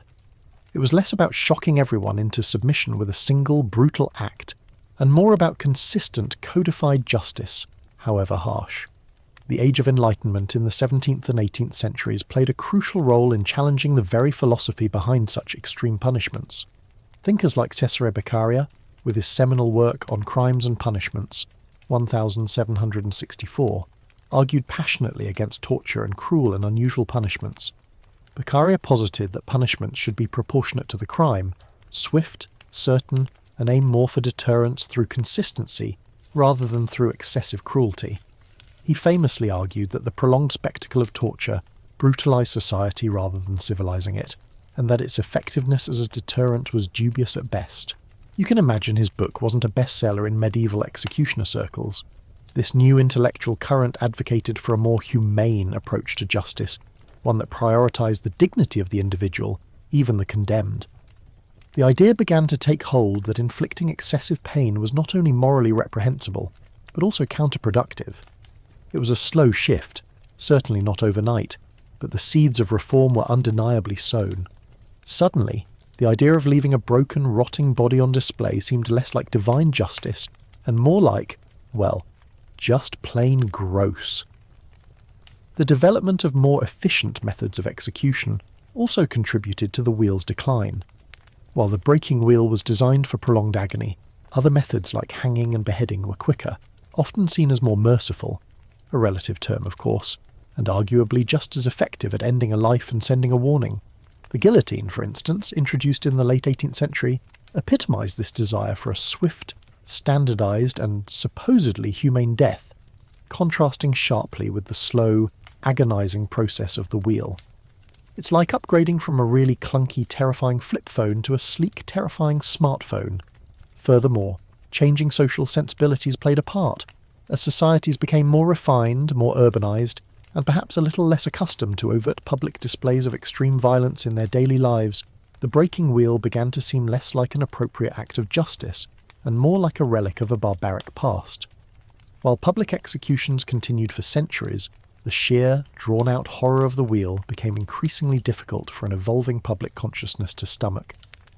The entertainment factor began to wane as the revulsion grew. The Napoleonic era in the early 19th century delivered another significant blow. Napoleon's legal reforms, known as the Napoleonic Code, which spread across much of Europe, emphasised uniformity and rationality in law. While capital punishment remained, the more extreme and archaic forms of torture, including the breaking wheel, were largely abolished in the territories under French influence. This sweeping legal standardisation helped to dismantle the regional variations and ingrained traditions that had sustained the wheel for so long. Historians still argue whether the decline was primarily driven by humanitarian concerns or by a more pragmatic desire for legal efficiency and state control. Most likely it was a complex interplay of both.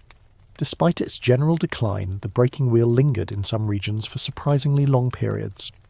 In parts of the Holy Roman Empire, particularly some German states, it saw sporadic use well into the 18th century. The last known execution by breaking wheel in France occurred in 1789, just on the cusp of the French Revolution. An ironic timing, given the Revolution's own embrace of swift public executions. Hello, guillotine. The very last recorded use in Europe is often cited as being in Prussia in 1841, a chilling reminder of its stubborn persistence. Even then, it was likely an anomaly, a final, brutal gasp of an old tradition. The abolition was not always immediate or universal. Sometimes the method was phased out gradually, replaced by hanging or beheading. In other cases it might have been formally abolished, but then rarely used in practice for decades prior. The simple reason for this lingering presence was tradition. In a world that changed slowly, old ways of doing things, even horrific ones, held a powerful sway. It's like when your grandparents refused to stop using their flip phone, even though everyone else has smartphones. The decline of the breaking wheel marked a symbolic shift in Western legal thought. It signalled a move away from purely retributive justice, focused solely on vengeance and extreme pain, towards a system that, while still harsh, at least nominally began to consider proportionality, deterrence, and eventually the very concept of human rights. It wasn't a perfect transition, and many other brutal punishments persisted, but the symbolic end of the breaking wheel was a significant milestone. So, while the shadows of the wheel still loom large in our historical memory, its physical presence slowly receded from the public squares of Europe. It became a relic, a grim testament to a time when fear was the primary instrument of justice, slowly giving way to new ideas about law, punishment, and the very nature of human dignity. And for that, we can all breathe a collective sigh of relief. You've witnessed the breaking wheel's slow, agonising fade from the public squares of Europe.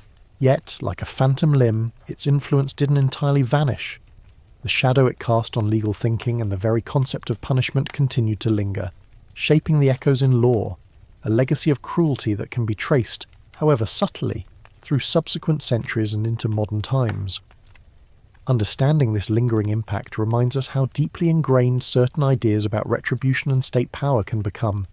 Even as the physical wheel was dismantled, the underlying principles it embodied, public degradation, systematic torture to extract confessions, and the use of extreme physical suffering as a deterrent, persisted in various forms.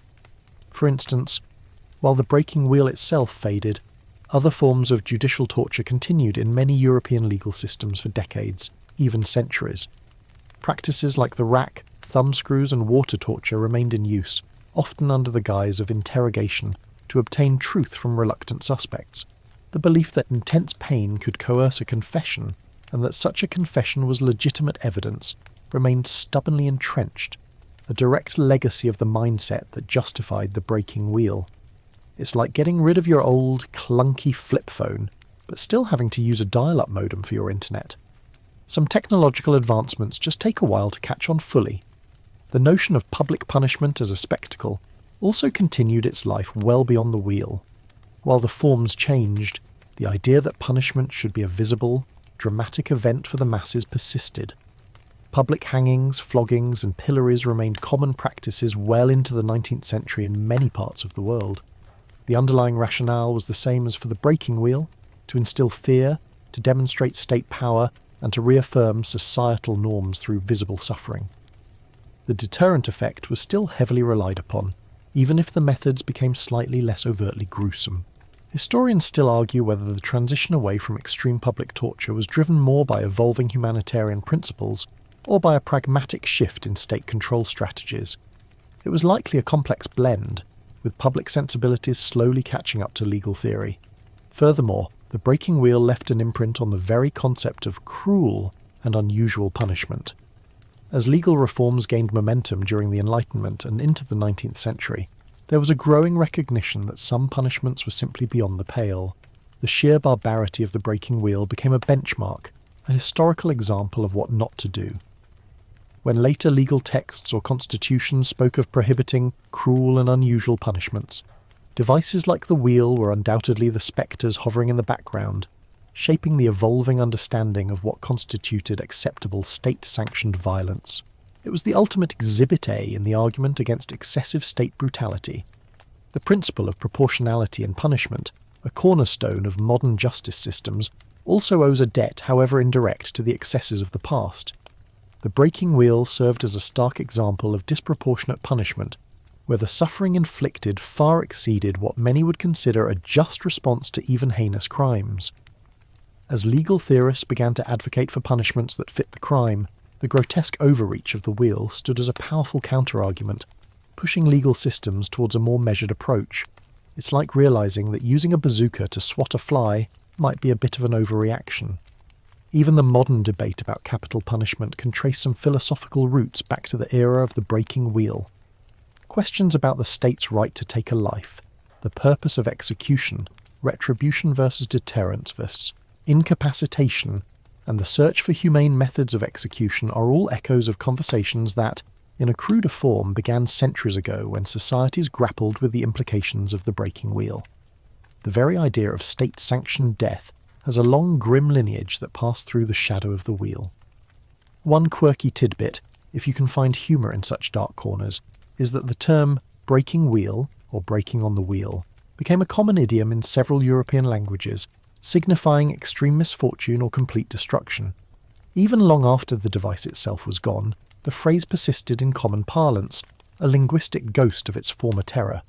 This shows how deeply the fear and imagery of the wheel permeated cultural consciousness. Moreover, the wheel's legacy can be seen in the evolution of criminal psychology. The medieval assumption that extreme physical pain would necessarily lead to truth or deterrence eventually gave way to a more nuanced understanding of human behaviour and motivation. The realisation that torture often produces false confessions, and that brutal punishments can harden criminals rather than reforming them, helped pave the way for more forensic and psychological approaches to crime. The wheel, in its stark brutality, inadvertently highlighted the limitations of purely physical coercion. So, while you won't find breaking wheels in any modern courtrooms, thank goodness, their chilling echoes reverberate through the history of law. They serve as a powerful reminder of how far legal systems have come in acknowledging basic human rights and dignity, and how much further there still is to go. The legacy of cruelty embodied by the breaking wheel pushes us to continually question the nature of justice, the limits of state power, and the ethical boundaries of punishment. It reminds us that humanity's progress is not linear, and that vigilance is always required to prevent the resurgence of such unspeakable horrors. The breaking wheel may be a historical artefact, but its lessons remain disturbingly relevant in our ongoing quest for a more humane and just world. You've charted the breaking wheel's gruesome trajectory through history and examined its lingering echoes in legal frameworks. Now, as we draw closer to our own time, it's essential to connect this ancient horror to our present-day understanding of human rights and justice. The breaking wheel, in its stark brutality, offers a chilling mirror for modern reflections, humanity's shadow, forcing us to confront the enduring capacity for cruelty that resides within us, even in seemingly enlightened times. Consider the fundamental human rights that we, in the 21st century, often take for granted. The right to life, freedom from torture, the right to a fair trial, and protection from cruel and unusual punishment. The breaking wheel directly violated every single one of these. It was a tool designed to extinguish life through extreme suffering, to inflict maximum physical and psychological torment, to bypass any semblance of due process with coerced confessions, and to serve as the very definition of cruel and unusual. Its existence reminds us that these rights were not always inherent or universally recognised. They were fought for, hard-won, and are constantly in need of vigilance. It's like looking at a really old rusty car and appreciating how far automotive engineering has come, while also remembering that both vehicles can still crash. The breaking wheel is a stark reminder of how easily societies can rationalise extreme violence in the name of order, justice, or even religious piety. The medieval mindset, as we've explored, had compelling, to them, justifications for such acts. But if we peel back those layers, we find a raw primal fear of chaos and a powerful desire for control. Do these underlying fears truly vanish, or do they simply manifest in different forms in modern society? Historians still argue whether the capacity for such brutality is an inherent part of human nature, requiring constant societal checks, or if it's primarily a product of specific historical and cultural circumstances. It's a rather uncomfortable question to ponder, especially late at night. Think about the concept of dehumanization, which was so central to the breaking wheel's effectiveness. The condemned was stripped of identity, paraded as an animal, and reduced to a mere object of pain. We see echoes of this dehumanization in modern conflicts, in propaganda that demonizes an enemy, or in judicial systems that prioritize conviction over the individual's dignity.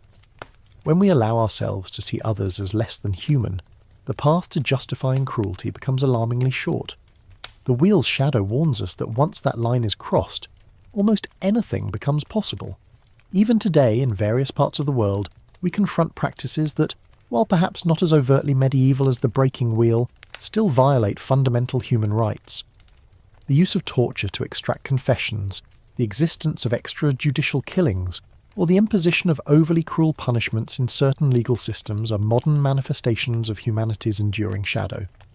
While the specific tools may have evolved from wooden wheels to more technologically advanced methods, the underlying intent to inflict pain, to break wills, to control through fear remains chillingly familiar. It's like upgrading your torture device from a manual crank to a hydraulic press. Still terrible, just faster. The public spectacle aspect also resonates. While we no longer have public executions on town squares, at least not in most developed nations, modern media, particularly social media, can create its own virtual public squares, where individuals are shamed, vilified, and metaphorically broken through digital mob justice. The urge to publicly condemn, to witness the downfall of those deemed transgressors, is a deep-seated human trait that existed in the medieval square and exists in a different form on our screens today. The breaking wheel reminds us of the dangers when that primal urge goes unchecked. One quirky tidbit, if you can call it that, is how easily we can fall into the trap of othering when discussing such historical atrocities. We might tell ourselves, "Oh, that was them back then, in those barbaric times. We're so much more advanced now." While it's true that progress has been made, the breaking wheel forces us to acknowledge that the capacity for such cruelty still lies within humanity's shadow. It's not a historical anomaly, but a potential outcome when fear, power, and a lack of empathy align. It's like looking at a dinosaur skeleton and thinking, "Wow, glad those aren't around anymore." Then realizing a tiny bit of that DNA is still in your pet bird. The breaking wheel also serves as a potent reminder of the fragility of justice and the constant need for its reform. Legal systems are not static. They are products of their time, reflecting societal values, fears, and technological capabilities. The journey from the breaking wheel to modern human rights charters is a testament to constant struggle and evolution, often driven by the voices of those who dare to question the status quo. It reminds us that progress is not guaranteed. It must be actively pursued and defended. So as you lie in your bed, safe from the horrors of the past, allow the image of the breaking wheel to serve as a stark warning. It is not just a piece of history. It is a profound lesson. It compels us to reflect on our own capacity for cruelty, to scrutinize modern forms of injustice, and to champion the human rights that protect us all from such unspeakable horrors. The breaking wheel is humanity's shadow, a chilling reminder that the darkest parts of our past are never truly gone, but merely waiting for an opportunity to resurface if we are not vigilant. You've gazed into humanity's shadow, reflected in the grim mirror of the breaking wheel. Now, let's consider how such profound horror, once enacted in public squares, eventually found its way into the collective memory, immortalized not just in history books, but in art and literature. These cultural expressions serve as vital conduits, preserving the chilling legacy of the breaking wheel, allowing its terror to resonate across centuries, even for those who never witnessed its physical form. Imagine a medieval illuminated manuscript, where amidst colourful depictions of saints and chivalric knights, you suddenly encounter a stark, disturbing image. A figure splayed across a wheel, an executioner raising a club. These early visual records, though often crude in their artistic rendering, were powerful. They weren't just illustrations. They were visual news reports, communicating the reality and the terror of capital punishment to a largely illiterate populace. They served the same purpose as the public spectacle itself, albeit on a smaller, portable scale, to instill fear and reinforce the consequences of crime.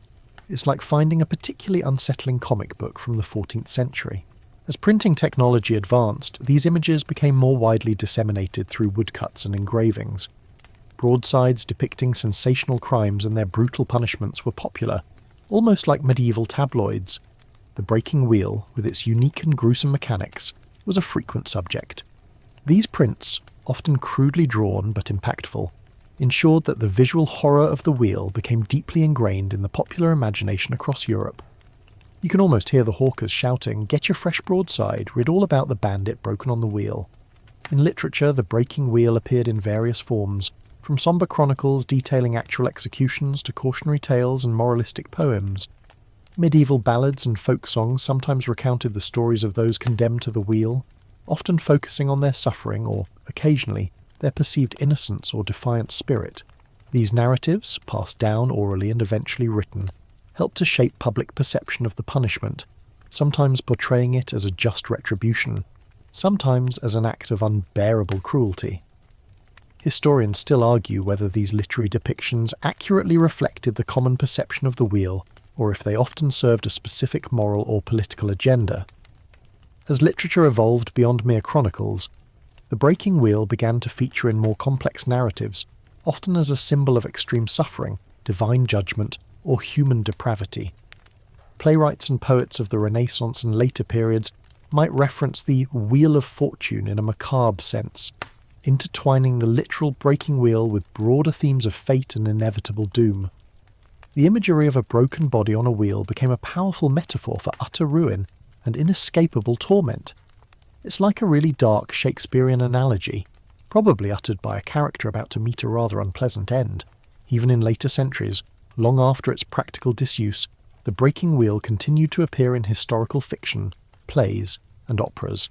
Its very name conjured up an immediate sense of medieval brutality. Authors would invoke the wheel to set a scene of historical darkness, to highlight the harshness of past judicial systems, or to emphasise the vulnerability of individuals against unchecked state power. These artistic interpretations, while not always historically precise, served to keep the memory of the wheel alive, ensuring its lessons and its terrors were not forgotten. Consider the role of the wheel in Gothic literature of the 18th and 19th centuries. The fascination with the macabre, with torture chambers and dark historical secrets, often led writers to incorporate elements of the breaking wheel. It provided a ready-made symbol of past barbarity, a perfect backdrop for tales of terror, injustice, and the lingering spectre of human cruelty. The wheel became almost a character in itself, embodying the dark underbelly of history. It's like finding a dusty, old, incredibly creepy doll in an attic and realising it's the star of your next horror novel. In modern times, the breaking wheel continues to surface in popular culture. You might encounter it in historical dramas, video games, or even fantasy novels that draw inspiration from medieval Europe. While often sensationalised, these portrayals, even in fictional contexts, serve to educate, however subtly, audiences about this particular instrument of torture. They ensure that the visual and conceptual horror of the breaking wheel remains a part of our shared cultural lexicon, a stark reminder of how far human rights have, hopefully, progressed. The challenge for artists and writers depicting the breaking wheel is to convey its horror without resorting to gratuitous gore, especially given our PG-13 constraint here.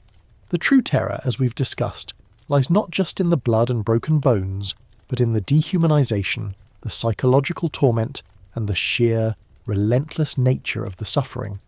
Art and literature at their best can capture this deeper horror, prompting reflection rather than just revulsion. They can make us truly feel the weight of that historical moment. One quirky tidbit about its artistic representation is how often it's depicted without the victim, focusing solely on the intimidating presence of the wheel itself. This abstract symbolism allows the viewer to project their own fears and understanding onto the image, making the concept of the wheel, rather than the explicit act, the source of dread. It's like how a horror movie can be scarier when you don't actually see the monster. Ultimately, art and literature serve as crucial vessels for historical memory. They ensure that the grim realities of the breaking wheel, even after its physical demise, continue to resonate. They transform historical facts into shared cultural knowledge, prompting us to confront the darker aspects of our past, and to appreciate the hard-won victories in the ongoing struggle for human dignity and justice. The breaking wheel, therefore, is not just a forgotten relic. It is an enduring symbol, kept alive in the narratives and images that shape our understanding of history and ourselves. You've journeyed through the dark history of the breaking wheel, from its ancient origins to its lingering presence in art and law. As our exploration draws to a close, it's time for the wheel's final turn. Lasting lessons. This isn't just a historical curiosity, it's a profound, albeit brutal, case study in human nature, justice, and the slow, arduous path of societal progress. What enduring insights can we glean from this unspeakable horror, and how do they resonate with us here in Ho Chi Minh City on a Tuesday afternoon in 2025? The most immediate lesson is a stark one. The breaking wheel serves as a chilling testament to humanity's capacity for extreme cruelty. It wasn't an act of random violence, but a meticulously designed instrument of prolonged agony, sanctioned by state and often church. This reminds us that the potential for such barbarity isn't limited to distant historical figures or monstrous villains. It resides within the broader human experience, a shadow that can emerge when fear, unchecked power, and a lack of empathy align. It's like discovering that your sweet old grandma has a secret past as a champion competitive eater. Unexpected and a little unsettling. This inherent capacity for cruelty is a challenging truth, but acknowledging it is the first step towards preventing its resurgence. Another crucial lesson lies in the concept of deterrence through terror. For centuries, the breaking wheel was seen as the ultimate deterrent, its public spectacle designed to scare populations into submission. While it undoubtedly instilled fear, its long-term effectiveness in truly reducing crime is highly debatable.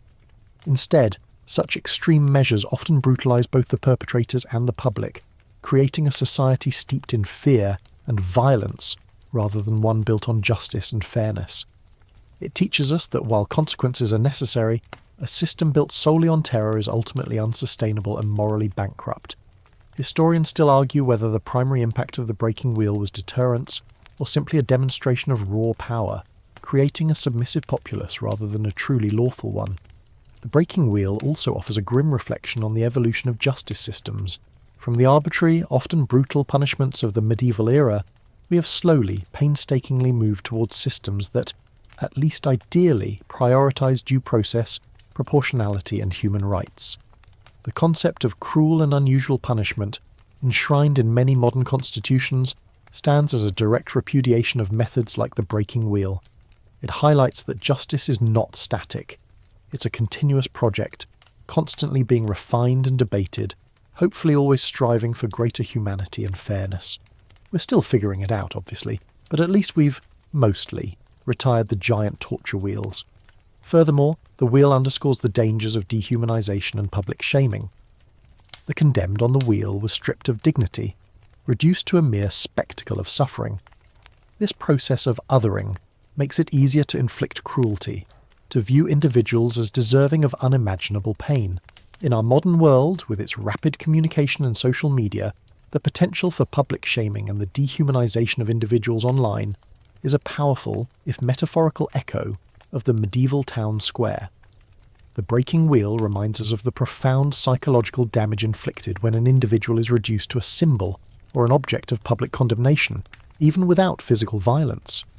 The intertwining of religious authority and state power in justifying such torture is another profound lesson. The Church, in its medieval incarnation, often played a significant role in sanctioning these horrific acts, viewing them as a means of atonement or divine retribution. This serves as a powerful reminder of the dangers when any single institution, whether religious or secular, wields unchecked power and defines morality without challenge. It emphasizes the importance of critical thinking, the separation of powers, and the protection of individual liberties against any absolute authority. It's a good reason why your local government probably shouldn't be deciding your spiritual salvation, just saying. The rare glimpses of mercy and resistance, though few and far between, offer a contrasting lesson. Even in the darkest periods, the human spirit can exhibit courage, defiance, and compassion. These small acts remind us that humanity is not monolithic, and that even when surrounded by overwhelming brutality, individuals can choose to uphold their humanity, however subtly. They are faint whispers of hope against a chorus of screams, proving that even when the body is broken, the spirit can sometimes remain unbowed. Finally, the breaking wheel, preserved in our historical consciousness through art and literature, is a potent reminder of the importance of historical memory. We study such grim topics not for morbid fascination, but to understand the depths to which humanity can sink and the heights to which it can aspire. By confronting these uncomfortable truths, we become more aware of the historical precedents for cruelty and injustice, equipping us to recognize and resist their modern manifestations. It's like checking the do not feed the gremlins after midnight rule, not because you think gremlins are real, but because understanding historical warnings can prevent future problems. So, as you drift towards sleep, consider the long, winding road from the breaking wheel to our current understanding of justice. It's a journey marked by immense suffering, but also by the slow, often painful realization that true justice cannot be built on torture and terror. It's a journey that continues, and it is our collective responsibility to ensure that the wheel's final turn remains just that. Final. The echoes may remain, but the unspeakable horror itself, we hope, belongs firmly to the dustbin of history. And now, as the last echoes of the breaking wheel fade into the distant past, let your mind gently unwind. The shadows of history are long, but they are just that, shadows. You're safe now, in your own time, in your own comfortable space. The world outside continues its gentle hum, far removed from the harsh realities we've explored tonight. Let the darkness of the past give way to the calm of the present. Feel the quiet settle around you, the soft breathing of the night. It's time to let go of the tales of terror and embrace the peace that surrounds you. Drift off, knowing that some nightmares are meant to stay safely tucked away in the annals of history.